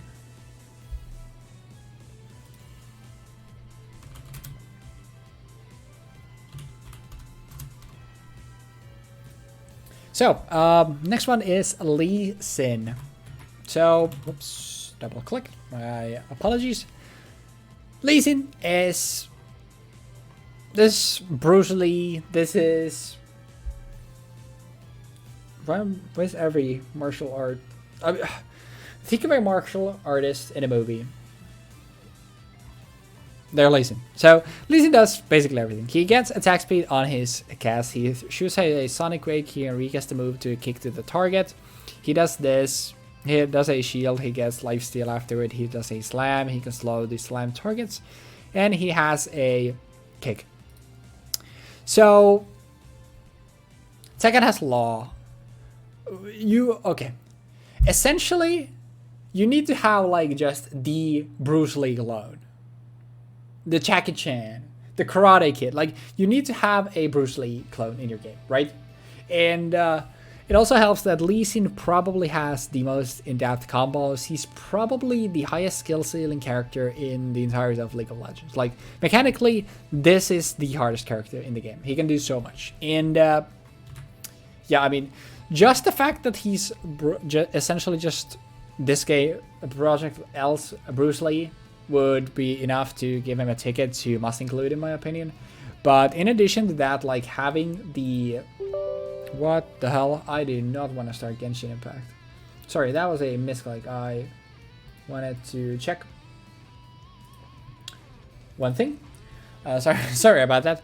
But yeah, Lee Sin was already getting a ticket just because of the sort of archetype he represents. But with his like kit being a perfect like fit overall, you have such an easy time like giving him stuff. The kit can be his ultimate. You can give a mini version of it as his launcher. He just lends himself super well into a fighting game. Then I was tapped in the wrong window. Then we have Leona, the Iron Solari. So the Radiant Dawn, same thing. Shut up. Leona is actually another support, and I think this is going to be one of those supports that actually lends itself decently well to a fighting game. So Leona has like, she has a shield bash, she has this buff that she gives herself where she explodes after a short while. She has the sword attack. She has this like ray of light that stuns targets. She has a sword and shield. She is like essentially just a knight in armor. That just lends itself well to a fighting game. And League players are, I feel like, League players are very like, the word escapes me, loyal to their characters. I feel like you want to have representation in Project L from like different roles. Like people that play League, people who have never touched fighting games, are going to try League of Legends. They're going to see their favorite character and they're like, oh my god, they have X in this game. And they're going to be wanting to play X. I mean, I already wanted to play Yuzu, and Yasuo looks like Yuzu, so that's a perfect fit for me. But there are going to be people who are like, okay, we always like, FGC, we always like tell people, pick whoever you want. Don't pick the character just because they're good. You're gonna have the best time learning the game if you're learning them with a character that you actually like, you feel something towards. So you want to have characters from different roles. So for like support is a hard role to put people into a fighting game because like we said, like most of the time they focus on utility. That's why we have like stuff like Alistar and Braum here, just because their appearance and personality lend themselves well to a fighting game. But something like Leona, like her kit actually like works decently well. Like in addition to her whole shtick, what she essentially just is. So yeah, I think we want to have Leona in the game. Then we have Lilia. Yes, that is a deer. Don't worry about it. So Lilia, she goes fast. She spins her lamp around, slams people with it, throws poop at them, makes them fall asleep. If we wanted a character like this, we would have Hecarim, rather. I feel like he would make a lot more sense, but I don't think Lilia fits, unfortunately. Lissandra, actually one of those mages that I feel like I could see once again. So if you're wanting to slam more mages in, I feel like Lissandra could work. She's a relatively short range mage, and I could see like similar things like I said with Karma. Like she could actually have like, okay, I'm throwing ice, I'm doing this, I'm conjuring stuff, I leave you there.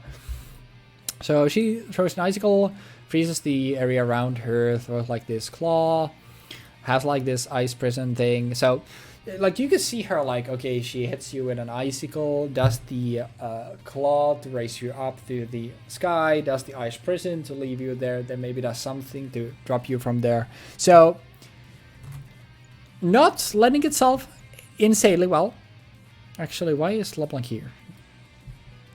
Actually, you know, LeBlanc should be here. But yeah, Lissandra, I feel like, just like with Karma, actually, I can vision some things happening where like they could make sense. And since we have very few mages, and we're gonna have very few mages because not a lot of them just lend themselves well to a fighting game, I feel like Lissandra is a good shoo-in. Next we have Lucian, one of my favorite ADCs in League. So Lucian is a relatively mobile marksman, so he has a dash. His thing is that he shoots twice after doing his shots, has this like laser beam, shoots a projectile like that, shoots a lot with his ultimate. There's some aspects of Dante here, and that's why Lucian could work. But now we actually get our third would work, but better alternatives exist. And what's the better alternative to this? Probably my single favorite AD carry in the entire game, Samira. Alright, and I talked about Dante, right? So, Samira is Dante. Like, she's not like Dante, she's not kind of like Dante, she's just Dante. So, she has a sword, 2 guns.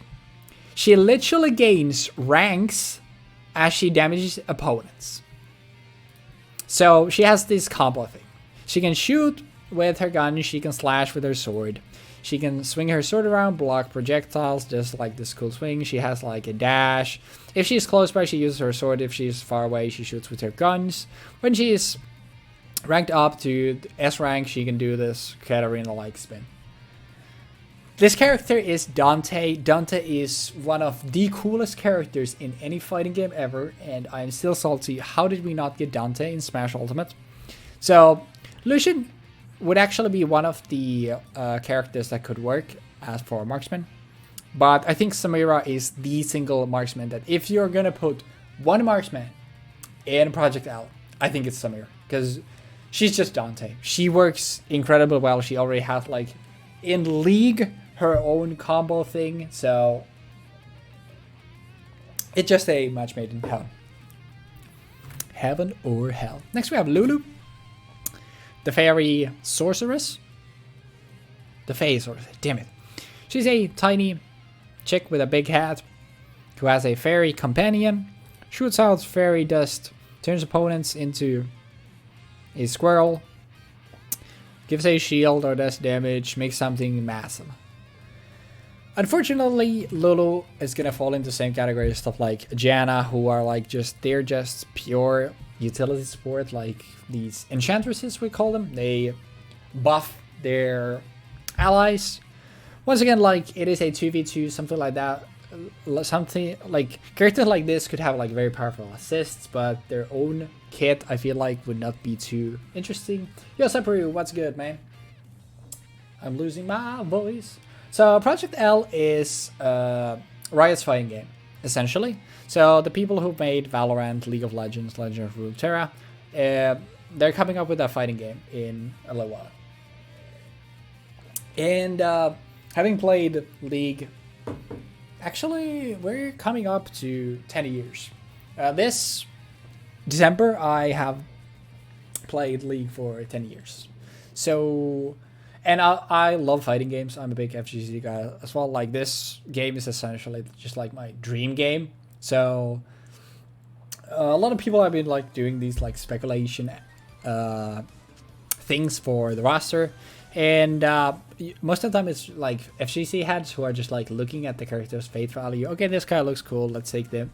So I figured like I think it would be cool as someone who's actually played a ton of League, too much League, and is also in like the FGC sphere to sort of go over the characters and see what would work and what wouldn't.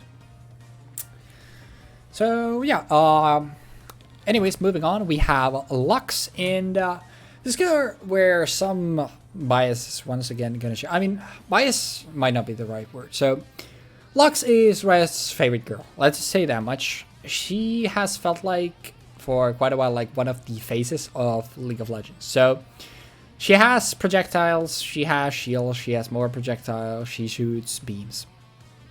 So Lux, if you just look at the kit, isn't essentially the most like clear-cut candidate for Project L, but just like she is one of the faces of League, and we don't really have already here, like we don't have too many, like, okay, Jinx is like our one, like this is gonna be like the de facto zoner, and she would have even cool combo. Like Lux, I feel like is another character that you would just put in, and she's just a basically pure zoner. Very little combo game. Think Starfire from Injustice.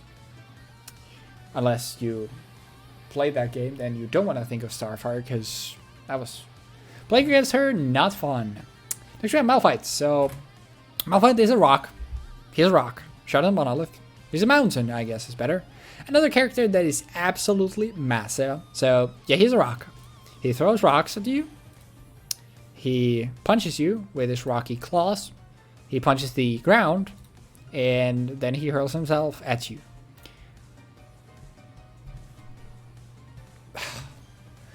It could be done.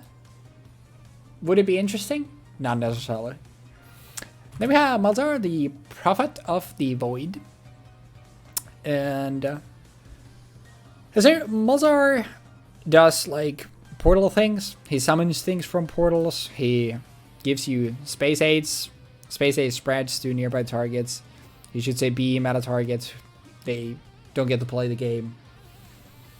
Malzahar is very mobile as a mage. He does very like simple things. He's very simple. Not gonna lend itself well to a fighting game. Then we have Maokai. Maokai is a tree who throws trees. He has a slam. He can swiggity swoot into your DMs. He can throw his kids around because he's not a good dad. And then he sends roots after you. Another character that I feel like just doesn't lend itself like kit wise to well, like I've said, like all of these melee characters, you can make them work. But how much work do you want to put in to make them work? That's another question. Mashi, one of the more popular characters in League due to his he's very starter friendly. If you're starting off the game, Mashi is a very good character. Very low skill floor, still has a decent skill ceiling. Has a sword, attacks twice with it. Has this like sort of Omnislash type move. Channel, gives himself healing. Can buff him sword. His attacks do 3 damage, they do more damage. He can go fast, he can go very fast, he attacks fast in this form. Super basic kit. So there's not a lot there to work with. But if you want to put him in a fighting game, he's just a guy with a sword.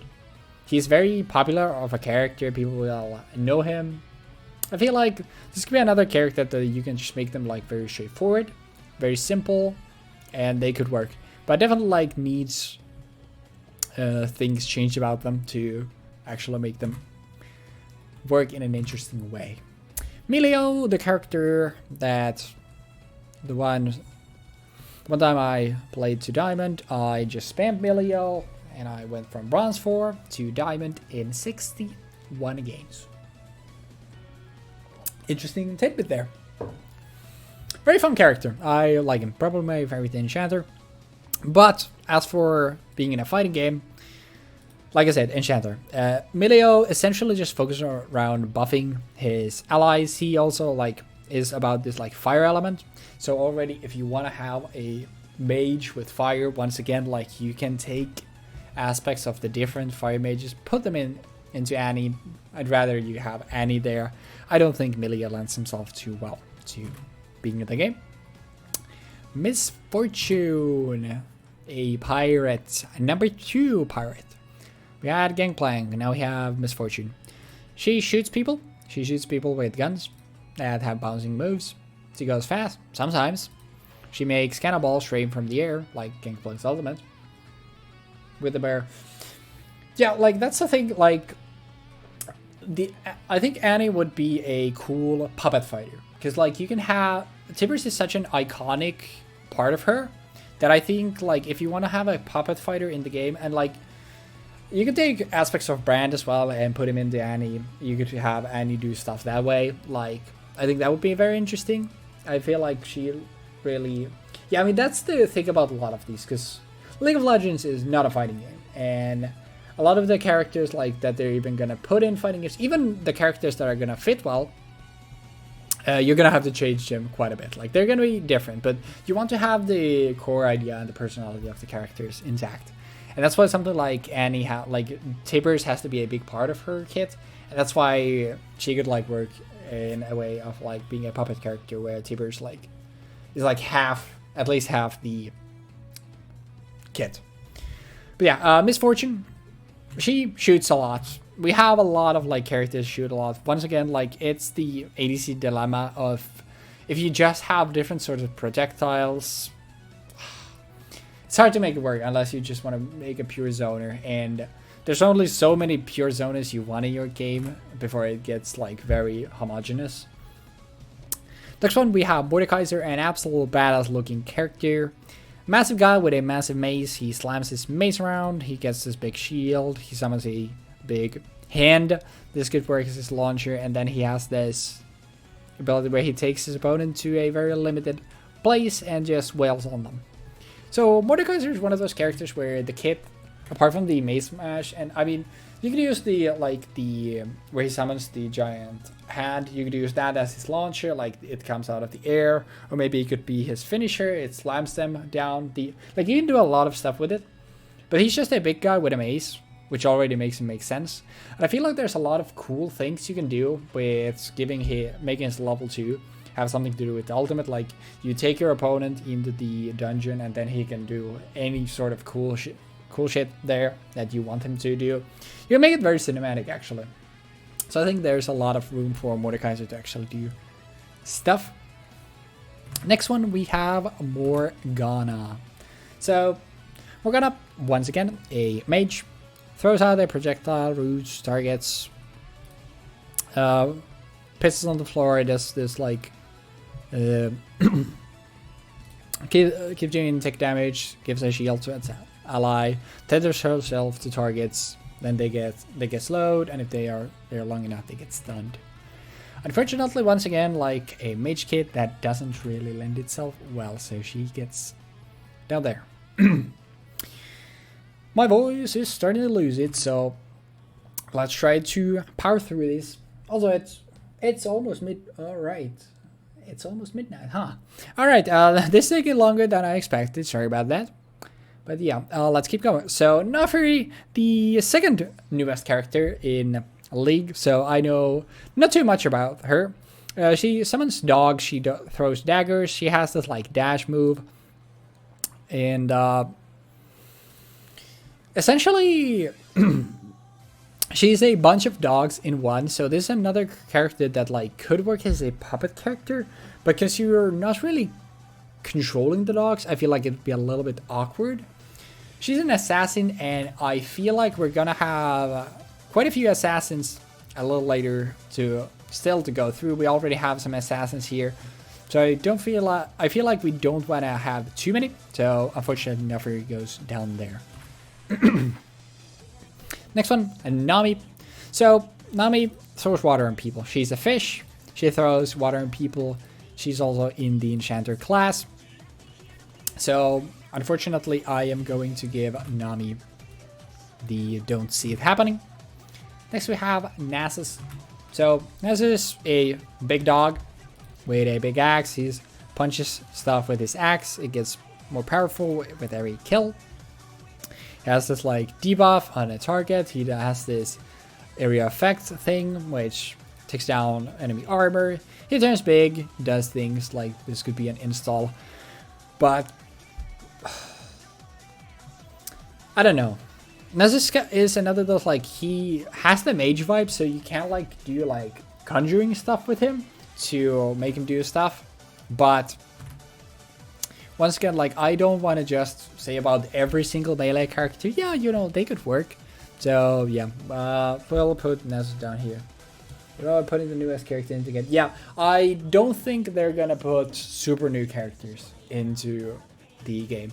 I feel like maybe add them later, but I definitely feel like the first batch is going to be very iconic characters and characters that are unique but fit into a fighting game well. I feel like that's going to be what they do, at least in the start.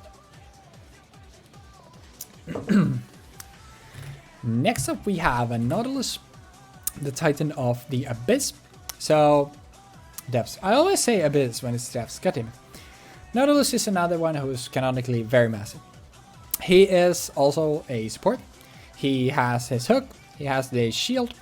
He has this rupture where he shatters water around him, and then he shoots water into an enemy. So, this is a character that definitely could work, but we have a limited amount of hook characters in the game, and I have talked about Blitzcrank already, who we put in makes sense.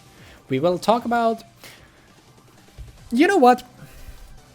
Nautilus, I think, goes here, because Nautilus definitely would work. I guess let's talk about the rest of the hook characters. So there are 4 characters that I mainly consider hook characters. Blitzcrank and Nautilus are 2 of them. The 2 other ones are Pike, who's going to be this character I guess we talk about. So Pike has a knife. He's a guy, very slippery guy. He can hook with his knife. He can do regular stabs with it. He can go invisible. He has this dash where he then has a clone follow him, sort of Echo style. He has an execute, which is a like dash, then does the area execute. Pike, I feel like, is gonna be one of those characters who needs some work to make him make him work. But I feel like there's enough there that he would make sense, and his design also fits pretty well. And the final hook character, Trash, who is probably the most iconic support in the entirety of League, and one of the most iconic characters in all of League. So Trash collects souls. He has his hook. He has a lantern. He can throw to an ally. Ally can click it, come to him. He has this flay where he flails his chain, yanks people to a direction, has a box, puts it there, does something with it. So Thresh, part of it, okay, part of here is this bias is going to be how iconic Thresh is. But another thing is his kit actually lends it, like the flail does a lot there. Here, having a side does a lot there. But I actually think, okay, it's not a must include. It's almost a must include. I almost want to put him here because of how iconic he is. And actually, you know what? I will do that. So, Thresh is so iconic. I feel like he has enough stuff that makes him make sense. And there's so much cool stuff you can do with him. Like the box can be like his level 2 ultimate. You can then do a lot of cool things. This also hard, but that like... So DBFC has Super Baby, who essentially, when you KO an opponent, you get access to their assist. There could be something similar done with Thresh, where if you get, when you pick up a KO, the first KO you get, you have then them trapped in the his lantern, and maybe he gets a buff, maybe he gets access to a move that's only accessible once one opponent has been killed off. Like there's quite a bit actually you can do with the soul system.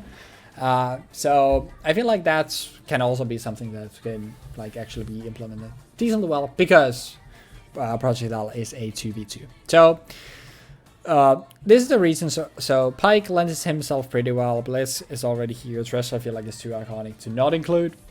That's sort of why Nautilus gets left here. We don't need every single hook champion to be in the game. But yeah, where did we leave off? We were at Neeko. So Neeko is a chameleon.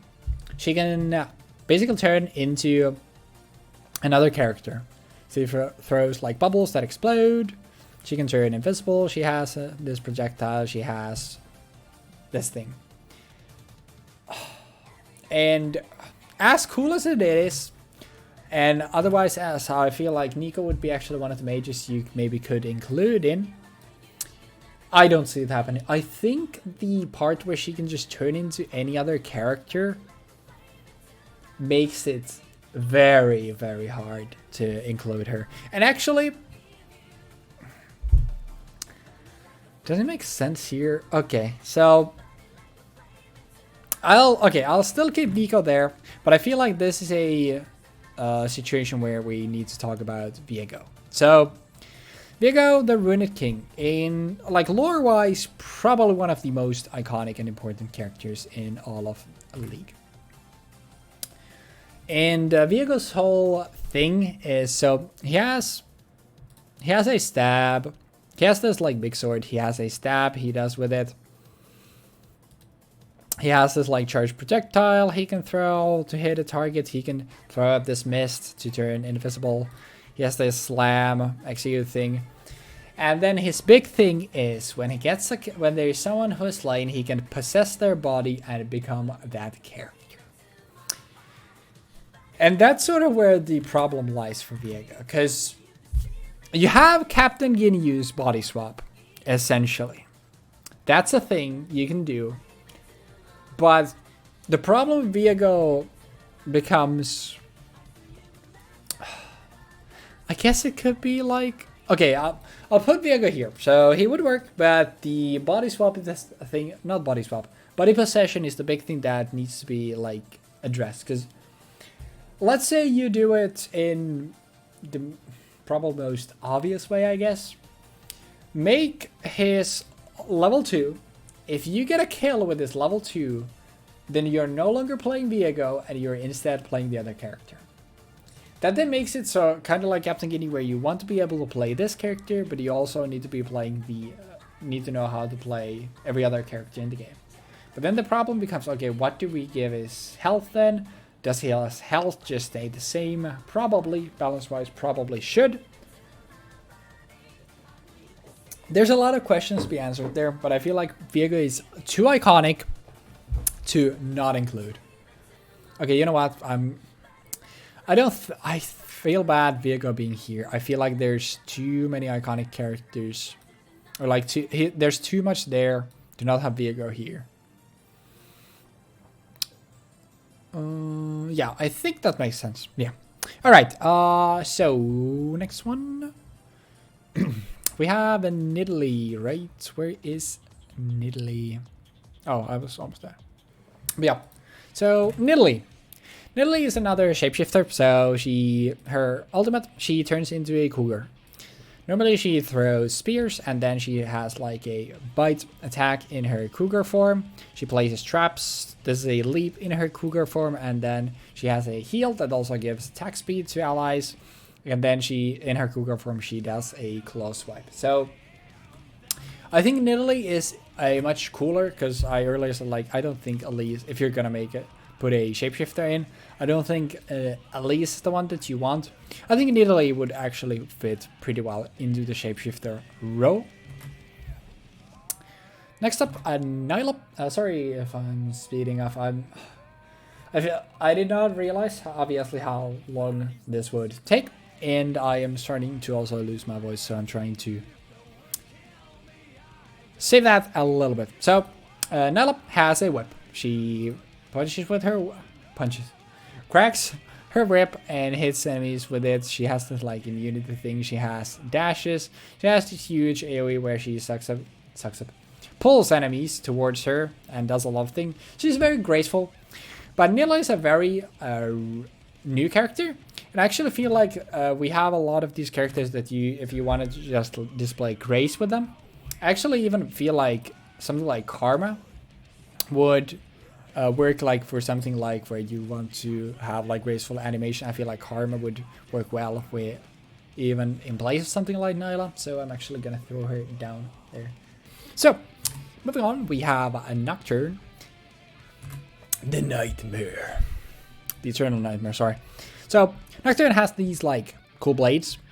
He slashes people with them. He throws out darkness. He has a shield. Blocks an ability. He fears a target. He has this ability where he turns the map black, pitch black, and then dashes to an opponent. Cool.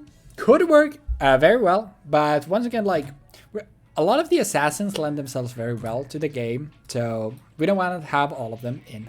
So we'll throw them there. Next one, Nunu and Willump. Funny enough, like I think today they announced for the Switch like a Nunu and Willump game. Very weird, but cool. Although not cool because I absolutely hate this character with a passion. So there's a small boy riding on a Yeti. The Yeti punches things, the Yeti eats things, the Yeti builds up big snowballs, throws small snowballs, explodes in a giant icy explosion. Could work. I don't think you want to have a small boy riding on a Yeti though, and then the Yeti gets absolutely blasted and the small boy just falls down. I don't think it lends itself too well. It could work, but I don't think it needs to. Olaf, a buff Viking with 2 axes. He throws his axes. He gets angry and punch fast. Has like a lightning swing, causes a little bit of my health. Goes unstoppable, gets like enraged. There's like an install. Olaf definitely like Olaf is just one of those characters. It's just like it's very easy.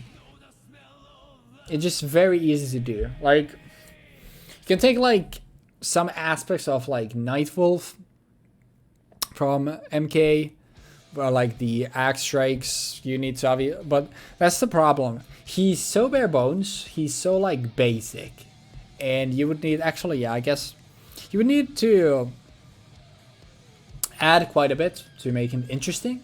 He's not essential like the character with most personality. So yeah.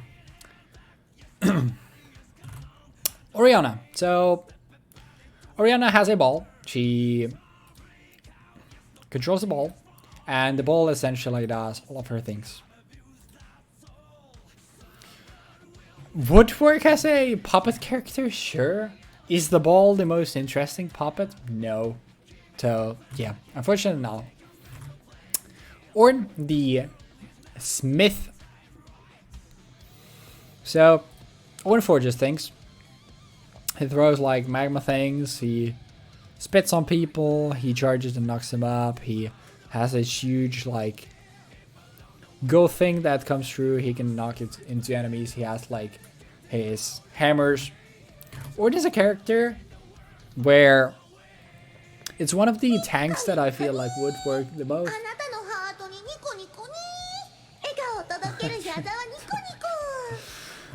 Ayo, is this league champ to attraction to your list? This is not. And also, how did you sub again, bro? I literally looking at Streamlabs right now. It says that you subbed 11 days ago. How are you subbing again, bro? Anyways, thanks a bunch, dude. Welcome. But no, it's not a toe attraction tier list, unfortunately. We're essentially, because a lot of people have done like analysis for Project L. Hey, I appreciate it much. Thank you. I was just more confused because last I checked is like, hey, subs are for every 30 days. But yeah, so essentially just like where it's Project L. So Project L roster prediction / wishlist / whatever it could, whatever. So a lot of people have like gone through like the roster and just looked at them and hey, that would be cool. That would be cool. Like a lot of the Blitz like under 60. How is Blitzcrank gonna dunk people though? I feel like there's other characters that can do that better. But yeah, like a lot of people, like a lot of FGC heads have just looked at the roster and been like, okay, this could be that, this could be that. But obviously it's a little bit different for people who have never played a game of League in their lives. And than me, who comes up to 10 years played this December. So I feel like it would just be interesting. So who not jumping grab dog? I mean, I guess it could work. But I mean, we haven't yet covered. There's a couple of very obvious dunking characters. So yeah. Where was I going to put Ornn? Yeah, I think like Ornn is one of the tanks that actually lends itself best into the game. So just to have that representation, we'll put Ornn there. So next one, you have Pantheon. He is just a Spartan. It's just a Spartan. It's a guy with a shield, guy with a spear. He pokes people with the spear. He throws the spear at them. He bonks them with the shield. He can guard with the shield, poke from behind it. He can leave with the ultimate.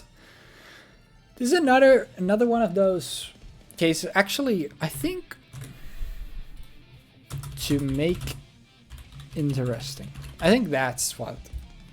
Yeah, that's because a lot of characters fall in this category. Because like some of the melee characters here, like Kha'Zix definitely like woodwork. Like basically any melee character would work, but I feel like they don't necessarily like offer enough to be interesting enough to include. But it's like you have some characters like Pantheon that are just like they're such easy additions. So yeah. Next we have Poppy. Poppy has a big hammer that she slams on people. She throws her buckler at people. She slams a hammer. She goes fast. She tackles them. She knocks them up with the ultimate. And the thing here is, like, Poppy is... so, League has Yordles. Essentially, like, all the tiny characters you see, they're Yordles. And the lineup of Yordles, unfortunately, isn't too impressive when you look at characters that could be in a fighting game. So, I actually think Poppy goes to make sense. So, Poppy's going to be our Yordle rep. There might be one more. There might be... actually, are there a couple? There might be some more Yordles that we're gonna talk about, but I think Poppy is a character that just like her kid just makes sense, even just like that. And, you know, we want to have at least one Yordle, because they're a very iconic part of League. We want to have at least one Yordle in Projectile. But we already talked about. Qiyana is next. Another one of the characters I absolutely despise, personally, but she would actually be pretty cool. So Qiyana has the thing where she has, like, she can take different elements and gets different effects based on the elements. So she can either get the earth element, she can get, or it's, I think, like ground, river, bush, but essentially it's, think water or ice, earth, and then nature. So she has the projectile she throws, which is different based on the element she has. You can see all three different there. And she has just a simple dash. She has a slam where she slams an opponent backwards if they collide with a wall. There's this big eruption around her. And she's another one of those that's just like very mobile. I feel like the element thing can be done in very like interesting ways. So I think Qiyana goes in makes sense. I feel like you can just do a lot of cool things with her. Like you can give her like different elements. You can make the make her level 2 be like a Marvel Okami, like it's just, hey, I'm just gonna punch you with all the elements. It's gonna be sick. I feel like there's just a lot of stuff that can be very cool about her. Ah, my voice. Next we have Quinn and Valor. So Quinn is another marksman. Throws her bird at people. The bird gives her a vision. She kicks them and then shoots them because the bird marks them. And then she can just hop and fly with the bird. And then when she descends, there's a rain of arrows. The kick is the one ability where I feel like you can do like cool things with it. But unfortunately, other than that, she's another one of those, like, it's a marksman in a fighting game. It's gonna be hard to make them like interesting enough. Next we have Rakan, and Rakan is gonna be actually another one of those. Okay, this is gonna be interesting. So Rakan and Xayah were a double release, essentially. Like, these characters were meant to be played together, and they have like bonuses when they're played together, and that's going to be important in a little bit. So Rakan throws projectiles. He has a knock-up. He can dash to a target, give them a shield. He can gain move speed, and then charm targets he runs into. Rakan is actually one of the few supports in the game that I actually feel like could lend itself like well into just like, you can give him physical stuff, like he can punch and kick people, and I feel like you can make it look cool. And that's why I feel like Rakan is actually going to be one of our supports that we want. And that's because of that, I feel like that I do not know. Oh yeah, why was I looking at art? That's why we essentially need to have Xayah. So Xayah not a marksman that is a super shoe-in, but she's definitely, once again, like I feel like it's one of the marksmen that works better, would fit the best. Like, she throws out feathers, she leaves the feathers in the ground, she can then use it for other things, like in the game she just pulls them back to her So this can be used as an additional resource. And the thing is that there is no world where they're putting in Xayah or Rakan into a Riot game and not the other one. So if we're gonna have Rakan, we gotta have Xayah as well. But I also do think that Xayah is one of the more interesting and more fitting marksmen to be put in the game. So another worst addition. Then we have Rammus. Rammus is an armadillo. And think Sonic. So he turns into the ball, walls into people. He curls up. People take damage when they damage him. He stuns them to make them damage him. And he turns into a ball once again and jumps into people. So, very straightforward. Unfortunately, I don't think Rammus lends himself too well into a fighting game, although he could just come out here and tell people, okay. Rek'Sai. So Rek'Sai, she's a monster from the void. She burrows in the ground and she like hears opponents. She has this like spin move. She can come from the ground, knock opponents up. She bites people. She makes tunnels. And when she damages an enemy, she can like scream and dash to them and do stuff. Don't think she lends herself too well, unfortunately. Rel, another support. So, Rel rides on a horse made of steel.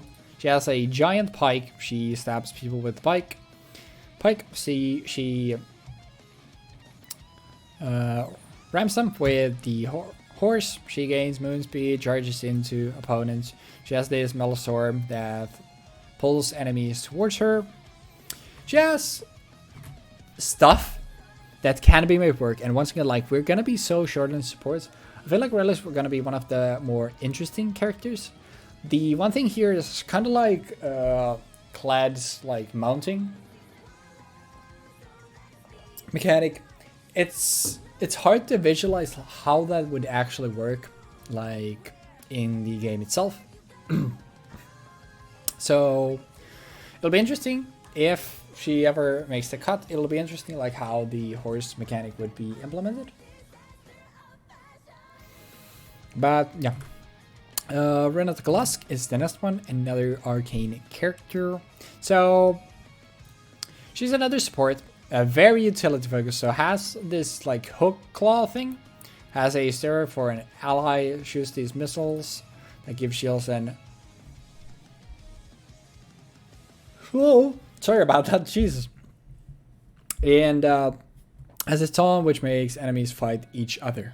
Unfortunately, I think Renata is one of those, like, she doesn't really do like physical things at all herself. She's very utility focused, so yeah, I don't see it happening. Renekton is a crocodile with this like giant blade. He gains fury as he deals damage. He has this like spinning slice. He slices with his he like slashes multiple times on an opponent. Then he has like dash. If he hits it, he can recast it. He turns big Renekton with his ultimate. I think Renekton has a kit that can work, but once again, like, it's a kit that I feel like you would want a little bit more in there. It's arguably you could put Renekton here. A part of me wants to raise Nasus up here if we're gonna put Renekton in, but I think Renekton deserves a spot. So Rengar's next. One of my original main characters. So Rengar has like these Wolverine-like talons and as well as a knife. He leaps from bushes onto opponents. He has like big stab. He can roar to heal himself and deal damage. He has a bola he throws at people. He turns invisible and then leaps on an opponent. So this essentially like thing, it's X23's level 3 from Marvel. Rengar is one of those characters that I feel like it would lend itself actually pretty well, but the problem there is like Rengar's passive is such a large part of his kit, like leaping from bushes and from invisibility. And bushes and invisibility I don't really see being a thing in Project L, so you'd have to find something else for that. But I feel like otherwise, like, he is very physical. His personality and kit otherwise lends itself pretty well to a fighting game, so I feel like he fits in pretty nicely. Rumble is next. So Rumble, a Yordle in a mech. The mech has flamethrowers.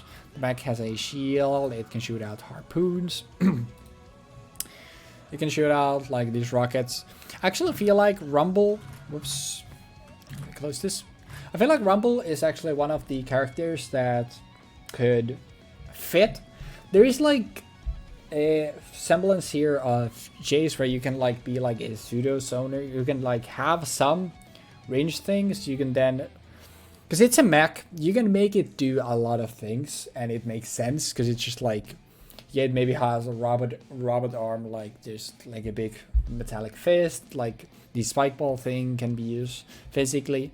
So I actually think Rumble goes all the way here as another Yordle. Then we have Rise. Why did I use that in the middle one? So Rise, the Arcane Mage, the Rune Mage, sorry. He throws spells. Shadow is a money gang. We love casting spells. But in the past, there was like, we'll call it the Piano Man. Rise has, this is notoriously a character that has been reworked multiple times. So Rise had a ultimate where he basically just made all his like abilities very short cooldown. They lowered each other's cooldown so he could do cool combo stuff with it. So there is a world where they implement that as part of his kit, and then it would make sense that he like does a lot of like spell cast that would be his combo, kind of like Ezreal style as I described earlier.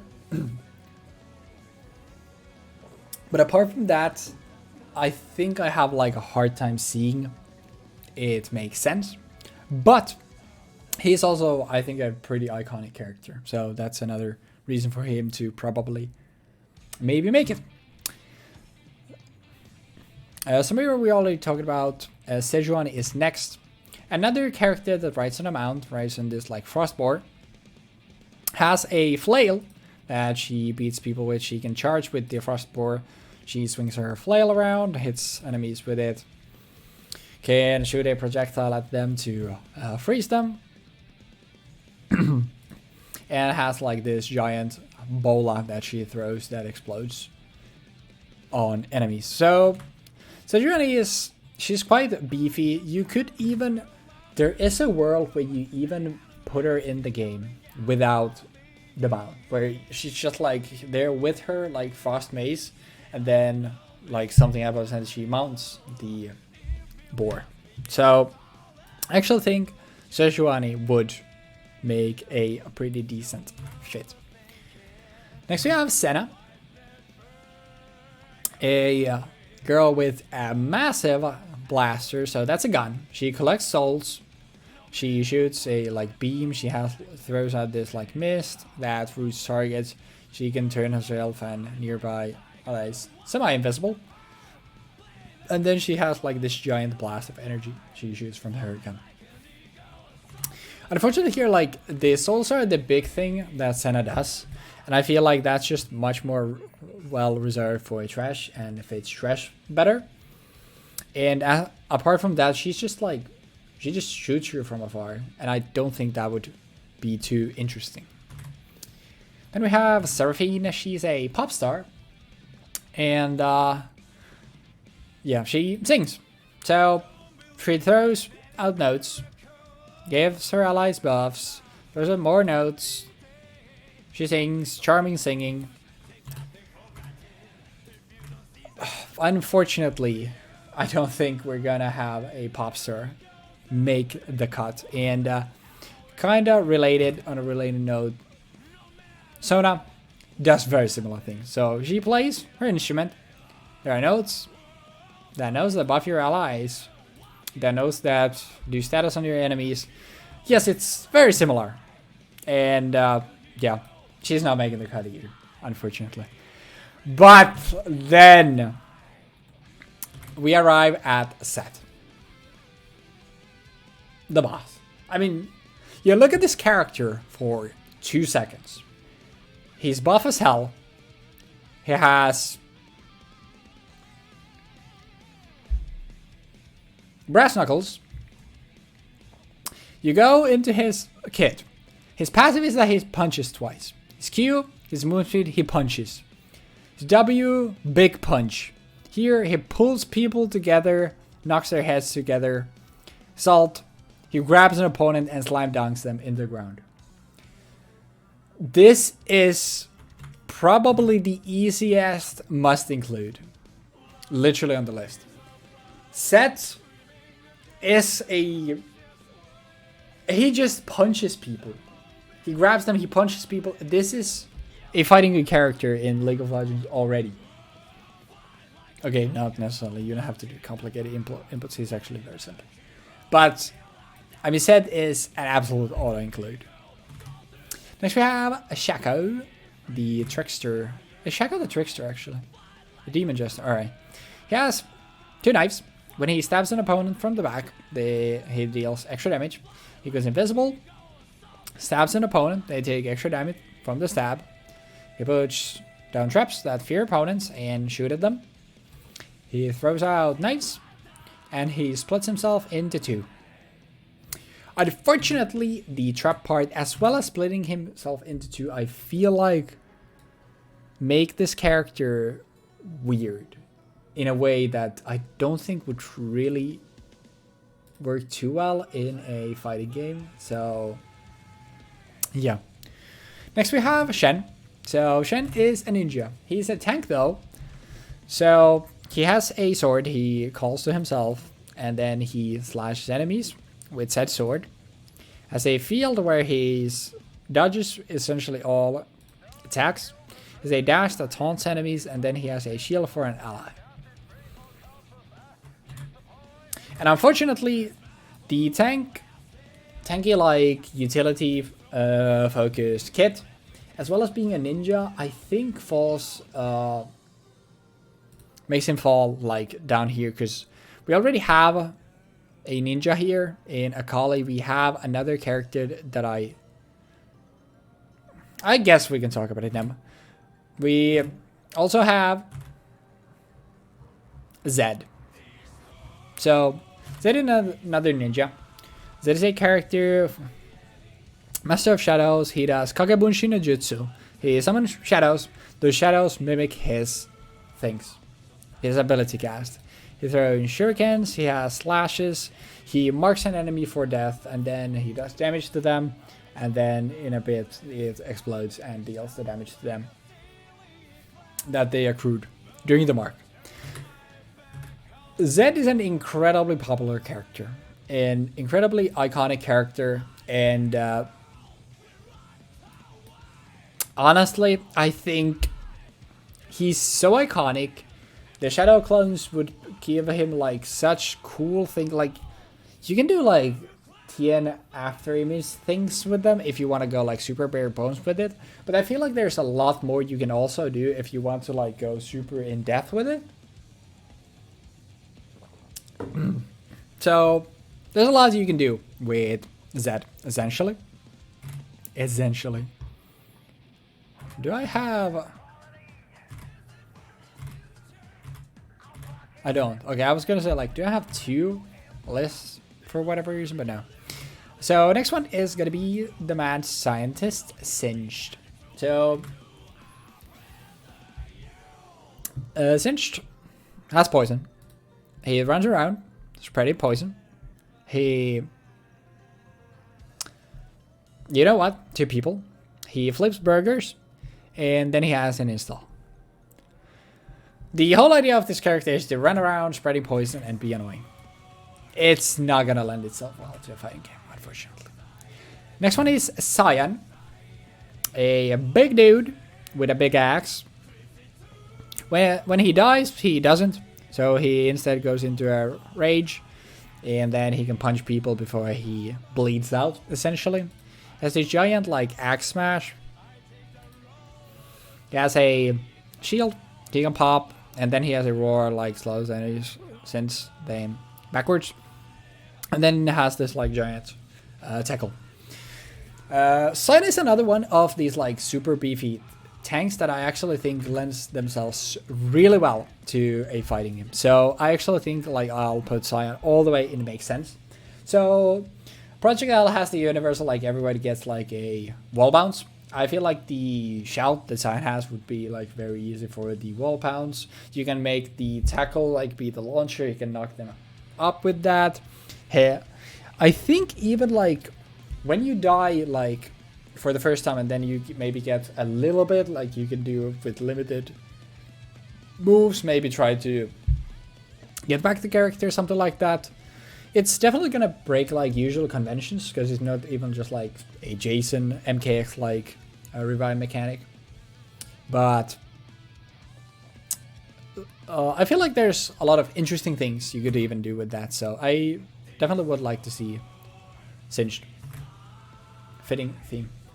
So, next one, Sivir. So, Sivir throws a boomerang. She throws a boomerang. She throws a bouncing boomerang. She has a shield that blocks things, and then she can go fast. Unfortunately, a very basic kit. I don't think you could like make this too interesting in a fighting game. We have the Crystal Scorpion Skarner. So, Skarner is a scorpion. He just goes around, punches things, coats himself to go fast, and like shoots a thing. You can poke with his stinger. You can poke enemies with his stinger and draw them back. Notoriously though, Skarner, one of the least popular characters in the entirety of League of Legends, and that combined with the fact that the kit just doesn't lend itself too well into a fighting game, I don't see it happening. Next we have Soraka, since we already talked about Sona earlier.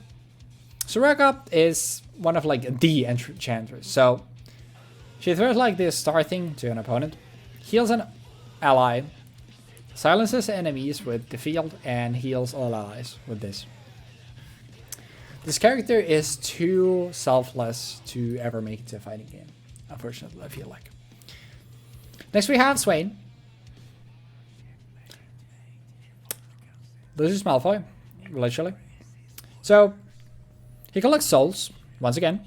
He has like the shock he does. He calls off like an eye of Sauron that explodes. He has his obstructing hand. He can pull enemies towards him. He turns into a big, bad crowman that absorbs enemies from around him. Unfortunately, I don't think there's anything particularly interesting about Swain when it comes to like making him a fighting game character. Like the soul collection thing is already covered, like the pull is already covered. Like most of these things are like things that I think more characters cover that are just more interesting. Next one we have Sylas, and Sylas is a very interesting case. So the thing about Sylas is he hates mages, like he's an anti-mage, that's kind of his shtick. He has these like chains, he knocks down, he has like this just big punch. He has a dash, he can follow it up with chains that drag him to an opponent. And his ultimate ability steals your opponent's ultimate ability. And that's the problem that I have here. So Sylas's kit actually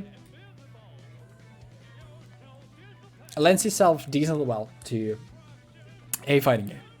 But the problem is, how do you make a character whose most iconic thing is stealing your opponent's ability work? Because even if you could make it just like you steal a super from your opponent, I don't think that would be too great, and probably most scenarios doesn't matter. Even if you manage to make that work, because I can imagine like that's probably actually really difficult to make. But I'm no programmer. I've tried programming, I didn't like it. That's why I'm not studying that anymore. So yeah. So Sylas can be made work, but it takes work. Can work. Needs a lot of work. thought. Put in the gun.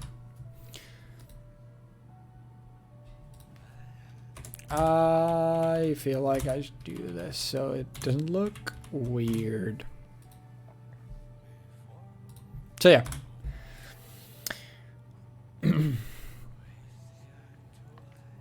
Next one we have is Syndra. We're getting there. We're getting to the end.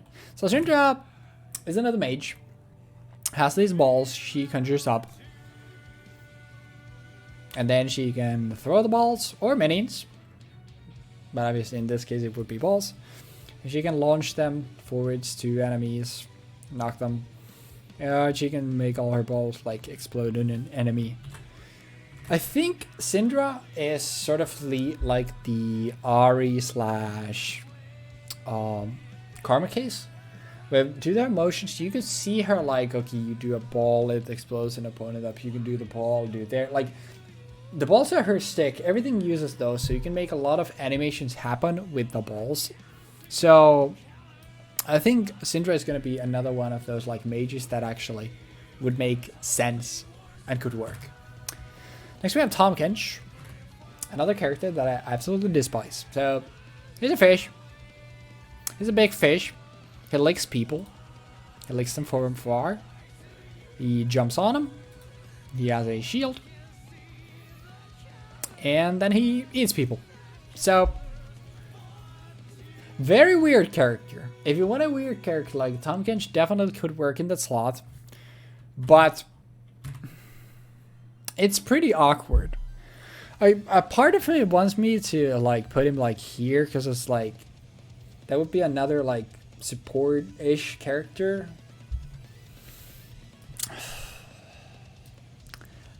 Yeah, I don't know. I don't think I see it. Next though, we have Taliyah. So a desert surfer. She skates on rocks. She's okay. Think of her as just she's an earthbender. All right. She throws rocks at people. Sometimes she throws bigger rocks at people. Sometimes the earth ruptures behind your back or your feet, and sometimes there are rocks that when you walk through them they hurt. Sometimes she throws you through the rocks with this ability, and sometimes there's just a wall. And I think Taliyah is actually like another case where you have a mage where you have like this very defined element. You have a lot of things you can do with it.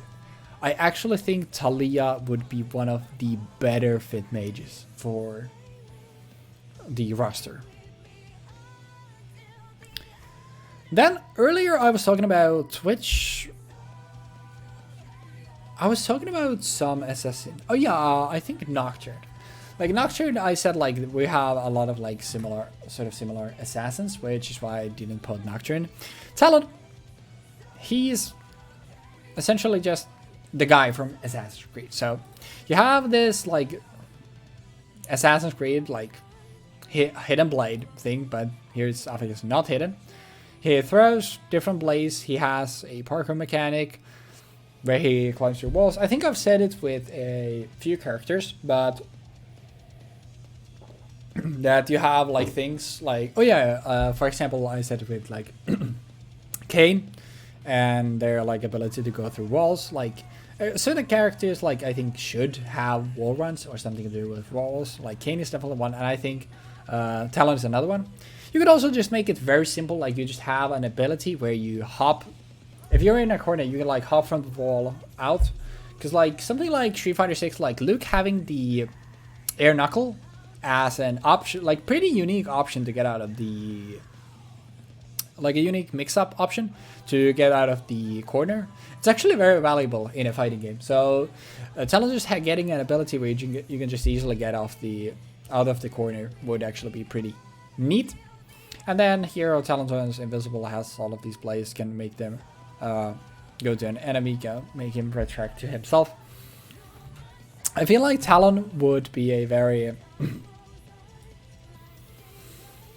bare bones assassin, and I feel like there's an argument to be made that since I think we definitely want Zed, Talon would be maybe in Project L2 Zed-like to be included, but I feel like the idea of like just having the wall hop thingy is enough to consider including Talon. Next we have Taric, the fabulous man of gems. He has heals. He bunks people with a hammer. He gives people a shield. And then from the people he has shield, he can also shoot this beam of light that stuns enemies.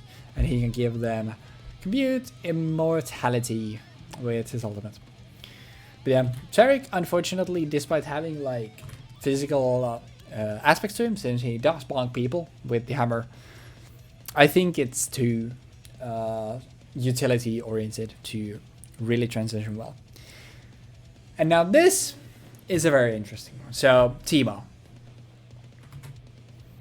I would argue that if you ask 100 non-league players for a character, like you show them all the characters, like you pick 165 batches of 100 people, random people. You show them each, like each of those 100 samples, you show them a character, how many know the character. I feel like TEEMO would be the character that people know the most.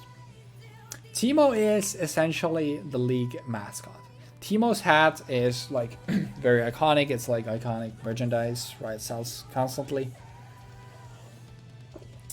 But the problem is, not only is he a rodent, super tiny, he turns invisible, shoots blinding darts,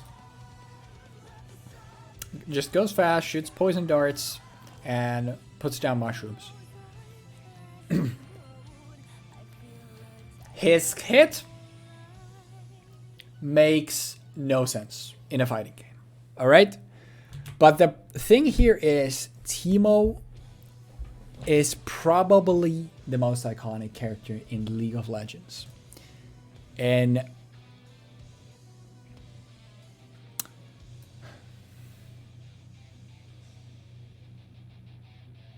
he is a must include, but his kit definitely needs work.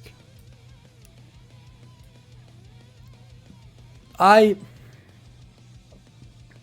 can't place him higher than that. But I feel like a Riot game without TEEMO would be strange. Then we have Tristana. So Tristana is interesting. So Tristana is a marksman, but this is actually a marksman that I feel like is one of the better candidates to make it in. So Tristana, she just shoots fast here, but she has a rocket jump. She does on enemies. She throws a projectile on them that then can be made explode. And she just has a big like shot that knocks opponents back. So something like immediately that comes to mind is like a charge like this. It would be pretty dope if there's like a special move you can do. You set it on your opponent. Maybe it can be blocked, so it's not. How do I explain? Not a command grab, not a hit grab, but maybe. Okay, you can block the thing. Let's say Tristana does a launcher. She sets this charge on you. She combos you. She builds up the charge, and then the charge explodes and relaunches you, and she gets an extension that way. I feel like Tristana is a character that, despite being a marksman, you don't actually have to make her a zoner. I feel like she would actually do pretty damn well just as a regular marksman. And since the only other marksman that we have so far is Samira, I actually think like we want more, and also she is your representation as well. So actually I think I'll place Tristana that high. Down to the final two rows. 3 hours almost on the clock, so we're getting there. So next one we have Trundle. So Trundle, the Troll King, has a giant maze-like thing that he punches people with. He bites people, steals their attack damage. He has this like domain. He goes there. He gets faster. He has the pillar. This would be the easiest thing to make his launcher. The pillar just summons from the ground. And then he has this where he absorbs power from an opponent. The thing here is kind of like Olaf. Olaf I gave a pass to put him here, because he would not be interesting. I feel like Trundle is another case that just would not be interesting. And I don't think he has enough personality either. Like, there's an argument to be made that Olaf is like exactly the same case, but I feel like Olaf has multiple abilities that can be more interesting.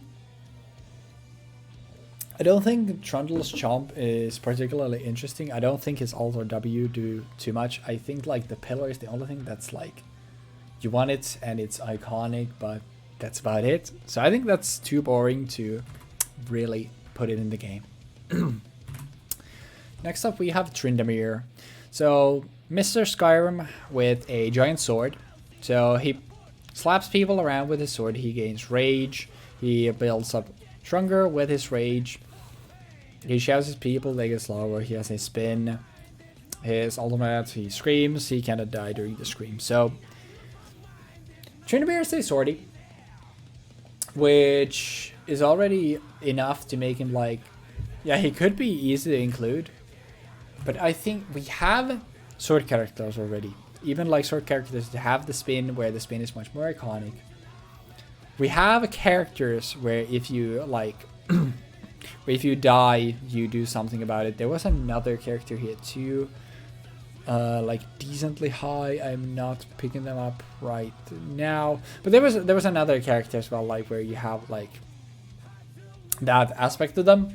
So I feel like there's enough of like all the iconic parts of Tryndamere that I don't think Tryndamere would bring anything interesting to the table.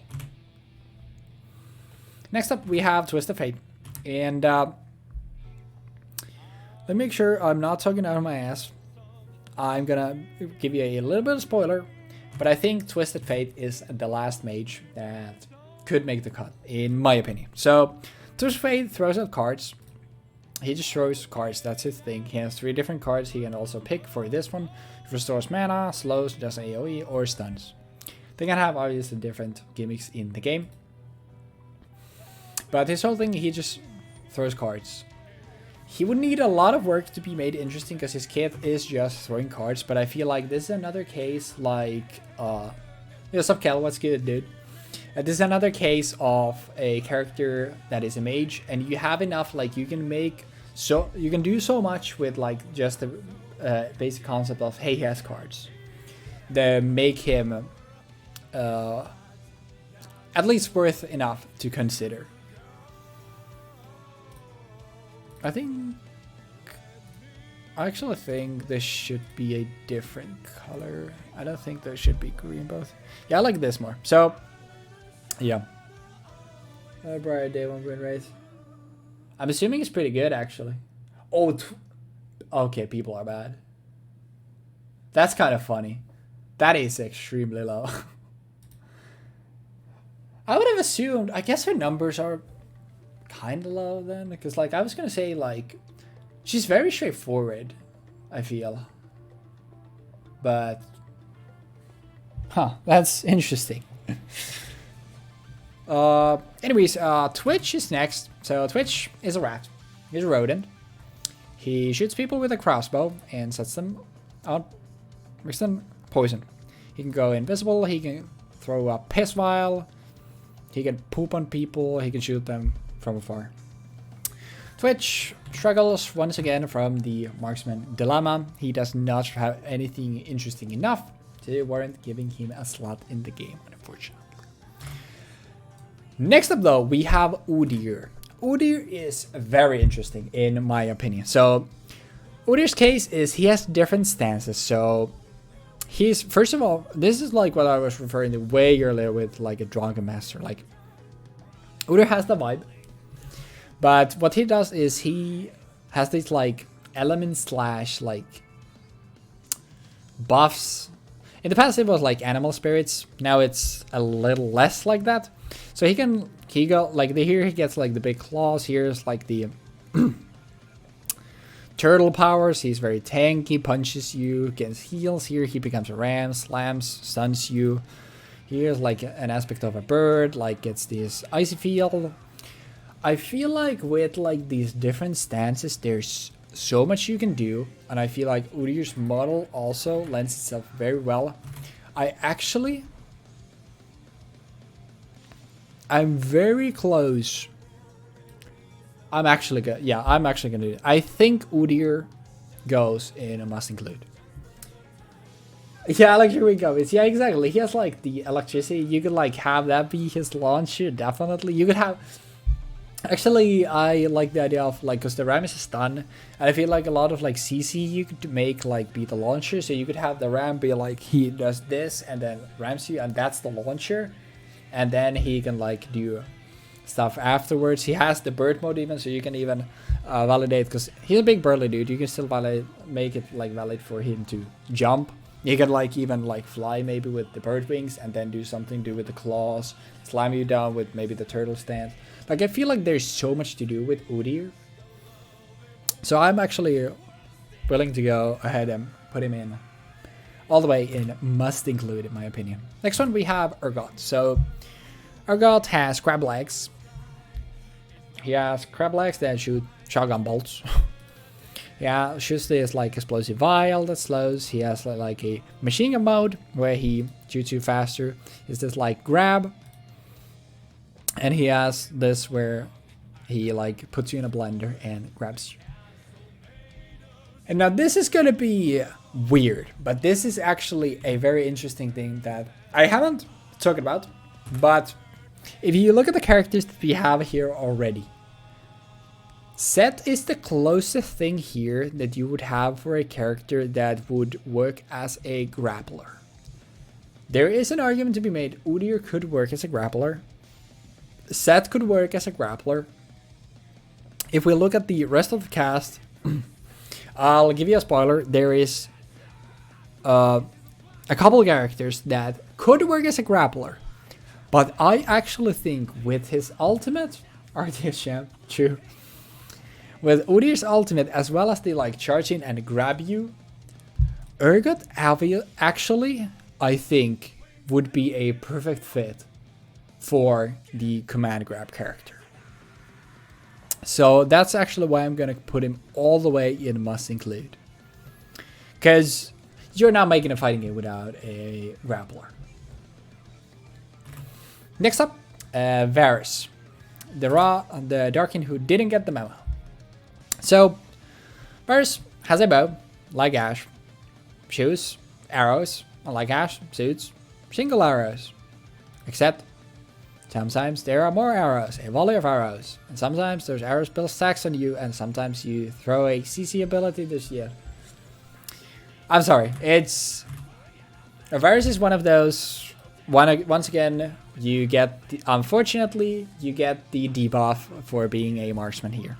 So, once again, like so many of these marksmen, you can pick and choose if you want to make a true zoner. But I feel like you don't want too many true zoners. You have characters like Caitlyn that you can make zoners with more interesting things as well. Lux is the face of League. She can be a zoner, definitely. Like Ezreal can be a zoner, which actually who actually even has a cool combo game still, because he can like be shooting the Arcane Blast. Like you can make a lot of cool stuff with animations there. So unfortunately, sorry Varus, but I don't think you're making the cut. Next up though, we have Vayne. And Vayne is very interesting. So Vayne is also a marksman. She has a voice line about shadowboxing. If you look at her build, you wouldn't put it past her to actually be like punching you. This could be a kickboxer. You could make her punch and kick things and it would not feel and look out of place, I don't think. She has a combat role, which you can have it be a command dash that can make you maybe cross up the opponent. You can maybe have it even be something that is air okay. There's a lot of things there. She shoots like silver bolts, they deal extra damage. That doesn't really matter. She has this like knockback, which knocks an opponent into a wall. Very easy move to have as her wall bounce move. And then she has what would essentially, I guess, be an install. She gets empowered roll, more damage, better passive in this mode where she has her crossbow out. You make a lot of things happen with the crossbow. You can make this an install. You can even make this just be a super. You don't have to make this make a lot with this. But the thing about Vayne is not only her kit, but her like appearance and like just overall personality actually lends her pretty well to be a fighting game character, in my opinion. I genuinely think that Vayne would be once again, like the better marksman that you could have in the game. That they don't need to be just projectile spammers. They don't have to be the zoner archetype in the game. So Vayne for me actually goes in. Makes sense. Almost want to put her in must include, and actually I'm gonna do that. Am I?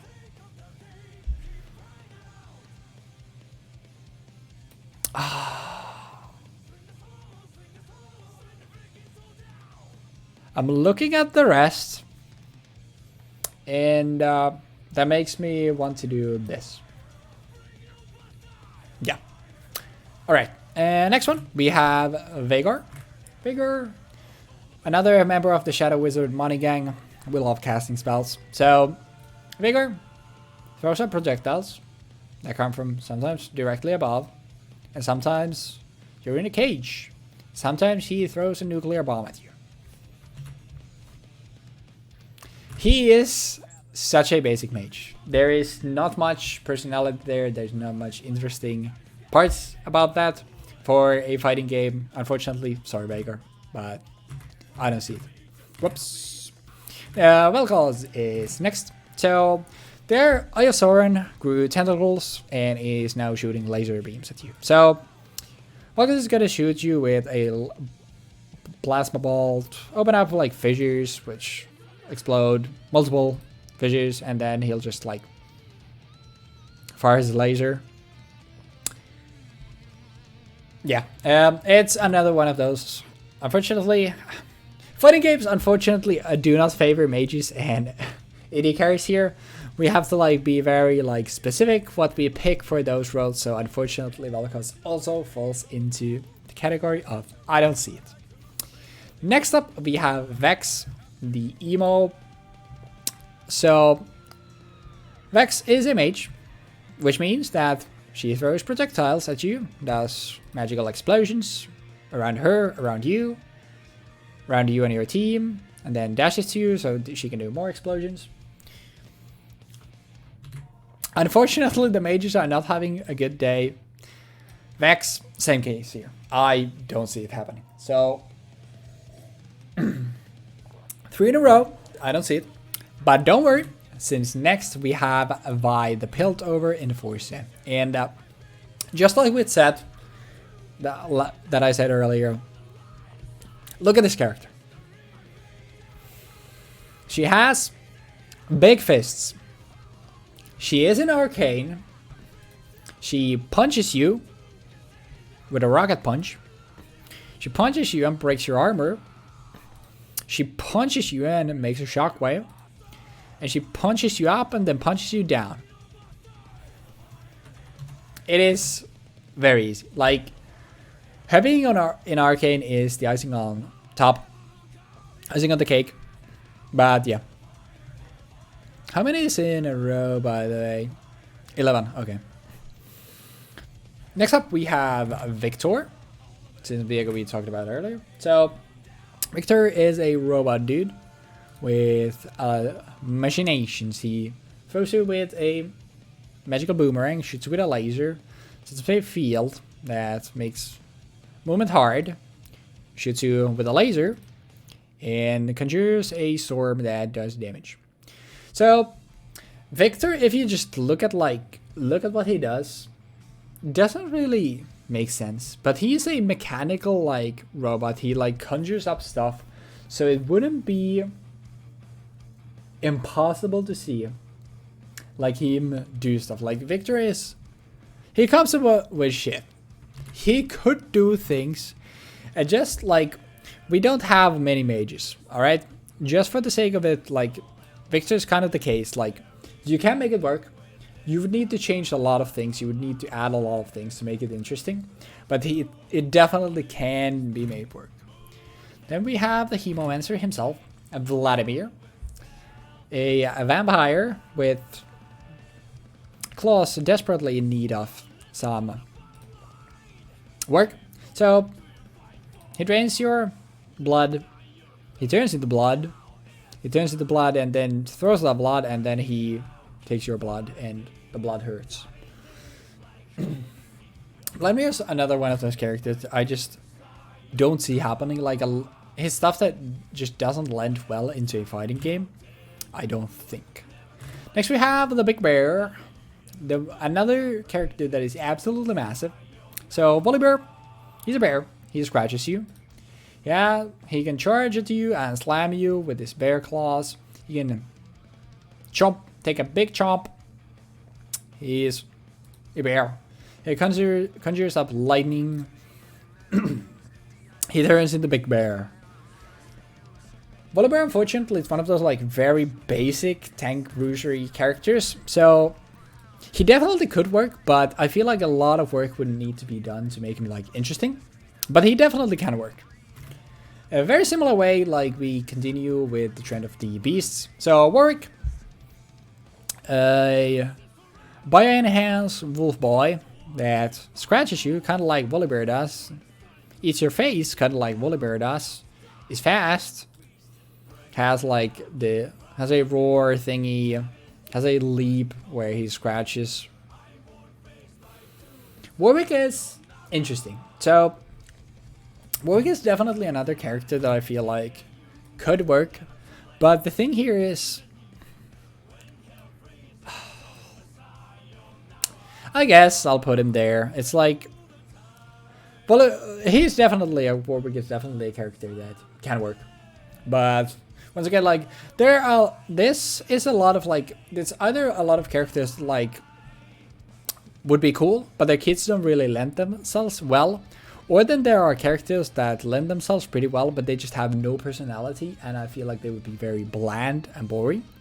And if you want, and we definitely want to have like bland and straightforward characters already. Darius is very straightforward, but Darius is still like looks like he's a lot of fun. I haven't obviously gotten the chance to play Project L myself, but I've seen a lot of it. And Darius looks fun. You can make basic characters very good. So. Hey, what?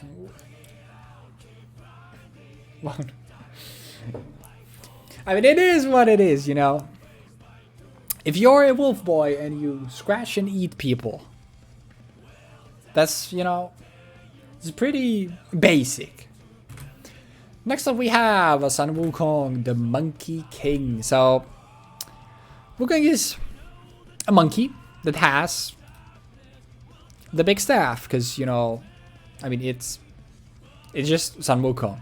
He can slime you with the staff. He can conjure up clones. Also punch you. He can dash at you with the Nimbus, because, you know, hey, it's me, Goku. And then he can just spin and punch people. So, Wukong, now we're having another streak. So Wukong falls into the category once again, like, yes, it could work. Does it need to? I partly, like, I want to, like, throw some of these here. But, you know, I guess we're fine. And we're reaching, like, the very end, actually. So, well, like, what, 12 characters to go? Not bad. My voice is definitely giving out, so that's great. So, Xerath is the next. The Magus Ascendant. So, Xerath is made of energy. He throws energy at you. He shoots lasers at you. He throws explosions from the sky and from right in front, and then from the sky to land right in front. Unfortunately, another case of like, it's a very poke-oriented mage. It just doesn't lend itself well. You could make it work. You can make Starfire number 85. Do you want to? I don't know. Next we have Jinja. So Jinja has a spear. And he pokes you with the spear. So this is a combo where he does like multiple ones. He has the launcher there. He has the slice into stab. He has a charge. He has a sweep. So Zin is another character that it not only like I think needs a lot. I think Zin just makes sense. You can put all of this stuff like in, and he's gonna be very basic. But that's not necessarily a bad thing. Like, you need basic characters as well. Like, Zane would definitely like be a very straightforward character. You have Maybe like the charge, like you can have a little bit of a like dashing move, like a special attack. Maybe make it like projectile involved. Since the ult has projectile vulnerability, it wasn't be too outlandish for him to have it. Next we have Yone, and initially when I was like thinking about this stuff like a little bit in my head, I kind of think like, I mean, Yone obviously goes into there are better alternatives in Yasuo. But the thing about Yone is, so this is Yasuo's brother, and the Q is very similar. So you have like 2 stabs followed by then an empowered attack that has a knockup. Essentially Yasuo's EQ together, which he has in Project L. But the rest is actually quite different. So you have the slice. You have a slice. You have this form where you essentially like, you manifest your ethereal form and you deal damage, you deal a mark, and then you recall, you pop the mark. You have this giant like Onikiri. You have this giant like slash. So while not necessarily like the most interesting character, I feel like there's enough like differentiating things here from Yasuo to give Yone a place where like it would make sense for Yone to be there, I think. Next one, we have Yorick Mori. So Yorick, a big buff guy, has a shovel. Is going to be punching people with the shovel, and then he makes graves, and from the graves he can raise then ghouls, and those ghouls will fight for him. Let's imagine them like, okay, Nappa's Cyberman, I guess, would be an implementation. He can put you in a cage, he can throw poop at you, and if he throws poop at you and there are Cybermen present, the Cybermen are going to go apeshit, and they're going to beat the hell out of you. And then he can summon his deceased wife with a bunch of Cybermen, and then they're all going to beat the shit out of you. So Yori is another character that I feel like you have an argument there for a puppet character, because the maiden can do a lot, but the thing about it is that the maiden and the Cybermen should probably be an afterthought. This definitely like could be a Nappa-like character, and definitely I feel like there is a room for it, but I feel like there's a lot that needs to be done with it to make it work. Then the single least likely candidate to make it, if there's one character, like if every single character from League of Legends is going to make it into Project L, the last character they would ever add would be you. So Yumi's a cat. She's a cat with a book, and her whole thing is you don't play the game. So you press this button, you attach on an ally, and then you literally cannot move yourself. You're going wherever they're going, and then from there you can shoot a projectile or give them a shield. Here it's a heal, because in the past it was heal, but this character is absolutely broken, so they had to rework her. And then she shoots these waves. So I almost, if I could be asked to do it, I would make Yumi her own tier, where it's something like I'm gonna eat a shoe if she makes it or something like that. But Yumi is the one character that will never, and I mean never, like make it, I don't think. Then we have Zac, and Zac is interesting because like it's a big buff guy made of slime, so there's a lot you can do here. He has like these stretching strikes.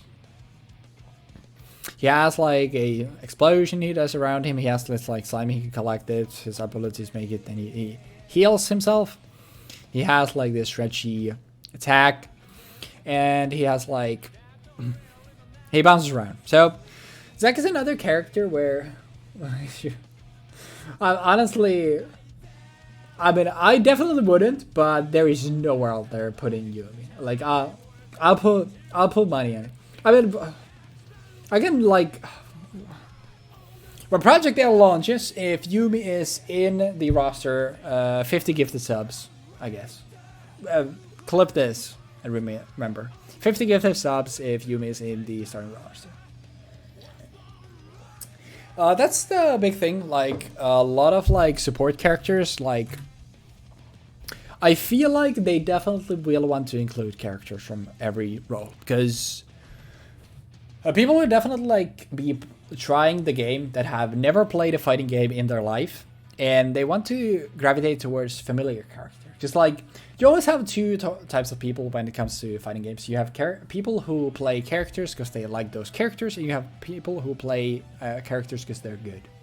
I recommend everyone who ever gets into fighting games be the first one. You're gonna have a lot more fun learning a game if you're learning it with a character that you actually like. If you're learning the game with a character that is good, maybe it lets you take some shortcuts somewhere, but it also can teach you bad habits. It can teach you maybe like, okay, I can always do this, that maybe doesn't work with some other character.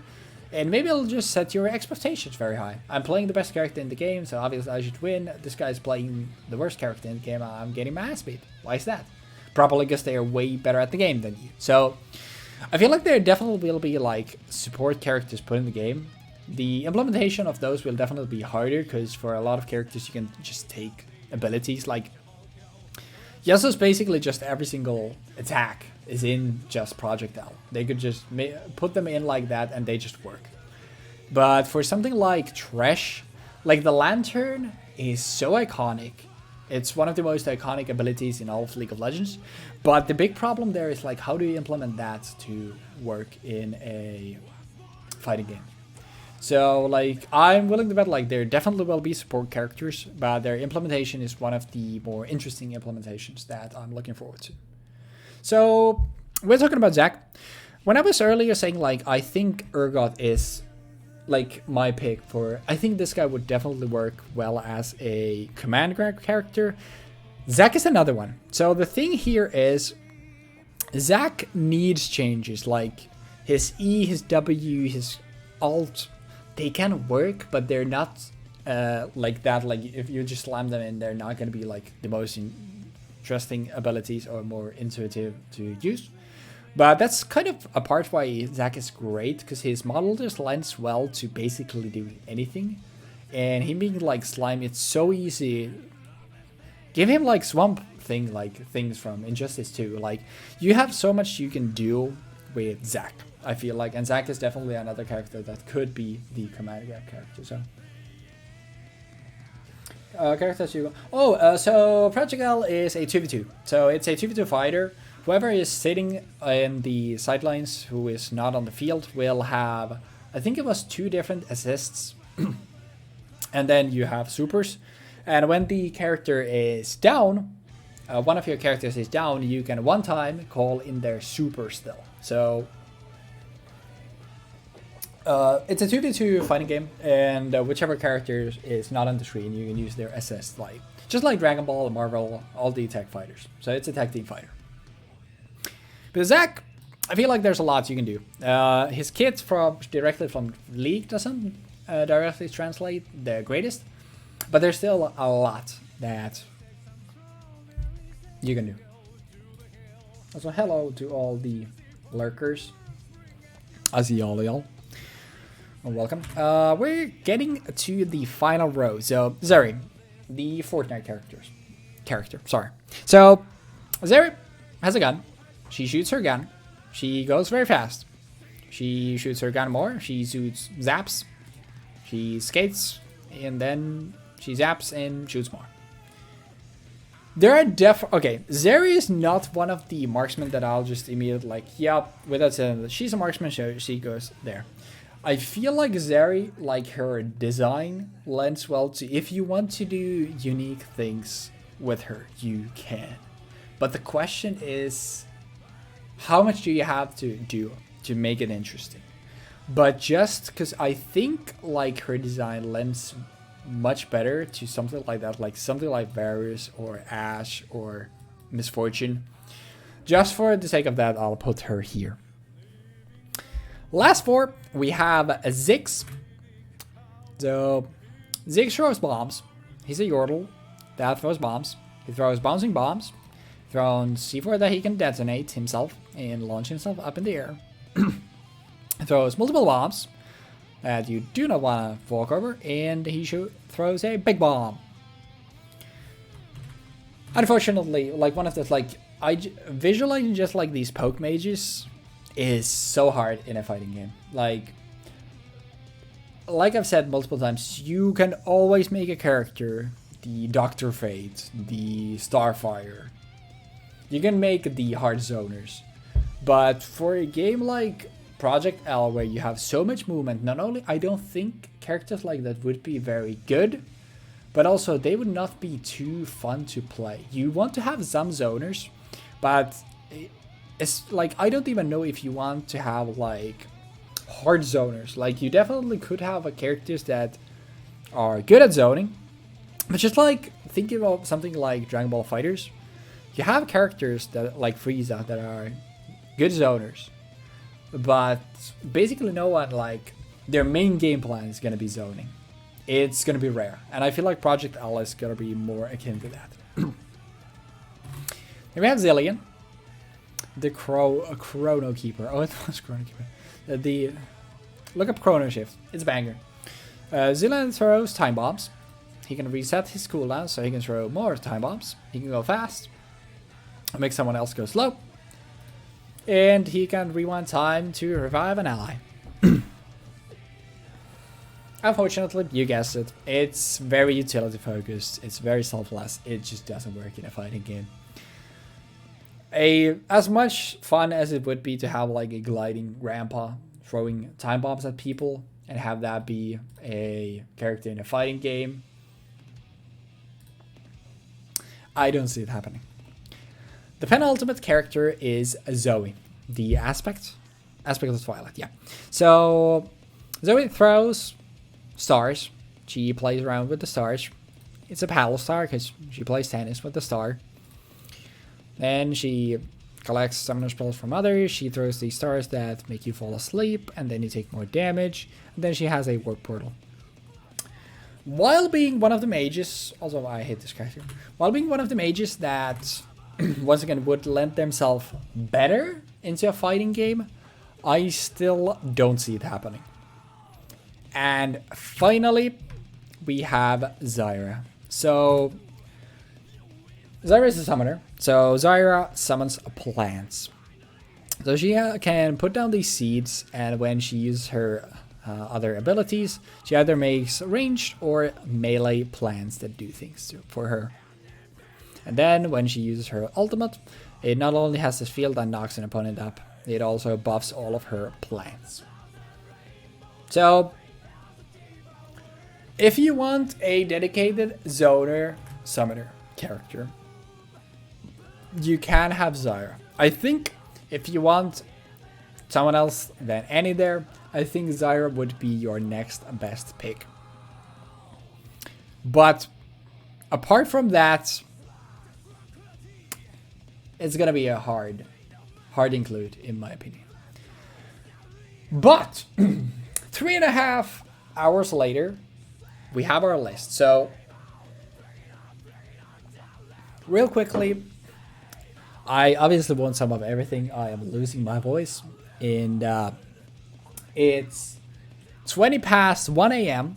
This definitely ran longer than I anticipated, so I'm gonna be piecing out of here in a little bit. But just to recap a little bit, so this character is just, I don't see it. It's very simple. You have characters here that you have, their kits could work in a niche scenario. They are not like intuitive to be put in the game, or in some cases you have stuff like Silas, where the ultimate, which is the most iconic part, is like it's going to be hard to implement.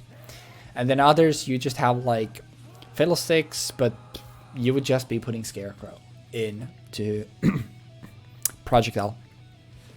Then to cover this row really quickly, for Aatrox the equivalent is Riven, for Gnar the equivalent is Shyvana, for Lucian the equivalent is Samira, and for Nautilus it's the other hooking characters like Blitzcrank and Thresh.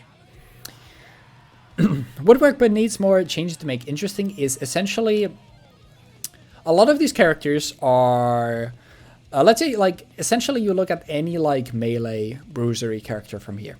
Take Fiora, take Gwen, take Volibear, take Pantheon, take Gragas. A lot of these characters have, like, their kits work decently well, but there's nothing that directly screams out to you, like, hey, this is how this should work, this is how this should work, like, this is going to be super cool. They are, like, very bare bones kits, and the abilities are very bare bones. You can do a lot with them creatively, but there's nothing that directly screams out to you immediately. You also have characters here where you have, unlike here, where you need to really figure out, like stuff with Sylas, that how the hell am I going to make this work? You have here characters that their kits, like, work very well, like, just like that. But there's just an aspect like Rengar. I mean, there's an argument to be made that Rengar's leaps are essentially as iconic as Sylas, but I feel like it's not to the same degree. And Rengar you can have the leap mechanic in there in another way. The hijack, not really. Then you have characters like Alistar, Braum, that, like, you have a model that lends itself well, but the kit just isn't there. You just need to build the kit around it. And then you have some interesting characters that would fill an interesting niche in the game. So, like I said, Ezreal could be a zoner. You can easily envision him, like, having cool combos with, like, arcane shot things. Nidalee would be, like, premier shapeshifter. TEEMO is too iconic to not have in the game. Zach could be a grappler. I think Rakan fits well, so Xayah should be in the game as well. If you play them two as a team, maybe there is some little bit of a different buff for them. Lux, one of the faces of League, and if you want to have a hard zoner in the game, I feel like Lux should be one of your first choices. Karma was here just like, for whatever reason, Karma, Lysandra, I just feel like they're just mages that actually you could pretty well give them, like, animations that, even in combos, that make them cool. So they could be, like, mid-range characters. Oh yeah, Zac, obviously another character where I said, like, he definitely, like, he could be the command grab character of the game, like one of the. If you're gonna have a big roster, I feel like you want a couple grapplers, and so far, like, if we look at these characters, that would be only one, so that could be another one. And obviously, like, him having, like, stretchy arms, I feel like his mid-range buttons and mid-range pokes would be very good. So, with the kind of story mode like thing, there's no information, at least that I'm aware of, about that. But given their recent track record, like, they made the Ruined King story, they have a story mode in Runeterra. I would be surprised if they don't have anything like arcade mode-ish, especially with the, like, success that Street Fighter 6 has had, and the fact that the World Tour mode is pretty fun. It's nothing incredible, it gets very repetitive, but I feel like it's the, like, good single-player content for a fighting game. Obviously, Project L will be free to play, so that's something to consider when comparing it to a $60-70 game, but I feel like there will definitely be, like, some sort of at least arcade mode. As for the make sense, this is just a tier of character where you can essentially look at all their abilities and you can envision how they could do in the fighting game. There is nothing here that immediately screams to you, like, oh yeah, this is, like, so cool and this can work. In some cases, it does, like, Vayne's Condemn being her wall bounce move would definitely, like, make sense. Kayle having the adult Gohan, like, level up mechanic where she gradually gets stronger is, like, you have, like, a win con character, like I said, adult Gohan or SSJ Gogeta. And then you have, like, Viego is hard here, because, like, the position is hard. Like, you can do, like, something like Ginny's body swap, but it's gonna be different. But, like, for the most part, like, these characters in Make Sense are here because they are pretty easy inclusions and they don't need too many changes to put them in the game. You can put very, like, you can pretty easily, like, have their personality show up in the gameplay. Already confirmed is self-explanatory, and I guess since there are only 11 characters, which I kind of wanted to have like a single row of must include, and I feel like 16 characters is a decent starting roster, so there's a chance. And I wanted these to be unique characters, so I feel like I'll break down these one more time, and after that we'll be done. So just to recap, so Riven is a very mobile, like this would be a very mobile combo heavy character, would be like a rushdown character, good mix-ups probably. Akali would like be Akali is a ninja character, so very mobile as well, like definitely like the focus on very mess up mix-ups, like she will mix you, like she has so many dashes, like she's maybe like same side overhead, low mix-ups, maybe have like a air dash or something. I mean, I think did the game have a universal air dash? I'm getting tired, sorry, so my brain is not in functioning full capacity, but like very mix-up heavy character. Jace just feels like a shoe-in because of the... He would like have a good mid-range. He would have like he would be a very good all-rounder because you have like a powerful projectile with the shock blast. You would then have like good buttons with, since you have a hammer and something like that. Think something like Ryu, like you just have a lot, basically a little bit of everything. Listen, every fighting game needs the Bruce Lee, so we have that. Samira is just Dante, so. Bro, yes. So yeah, Jace is gonna be you in this game. Samira is just Dante. Tress very iconic, and obviously we want some supports in there. Like I said, like the DBFC baby idea of like maybe after you get a KO, the soul system kicks in, and Tress maybe unlocks another ability. Maybe he gets a buff or something. Thanks, man. I'm pretty happy with it. Seth and Vi, they just punch things. I feel Seth's even having like a his ultimate being a grab, so you can give him a command grab to give him some mix like that maybe. Zed, another ninja character. I feel like Zed would be. I feel like you could differentiate them like by making a call like more mix-up heavy, and then Zed could be like have like super fucked up combos, because like you can do the shadows, like maybe do shadow extensions with the death mark, obviously combo, you can make that go into his combo damage. Udyr's here because of his like stances. I feel like the stances give you just so much creative freedom you can do with them.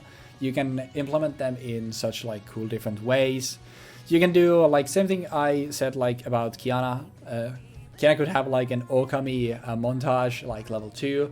You can just give it to Udyr. It's gonna be like just sick when he just uses all his stances to do his level 4.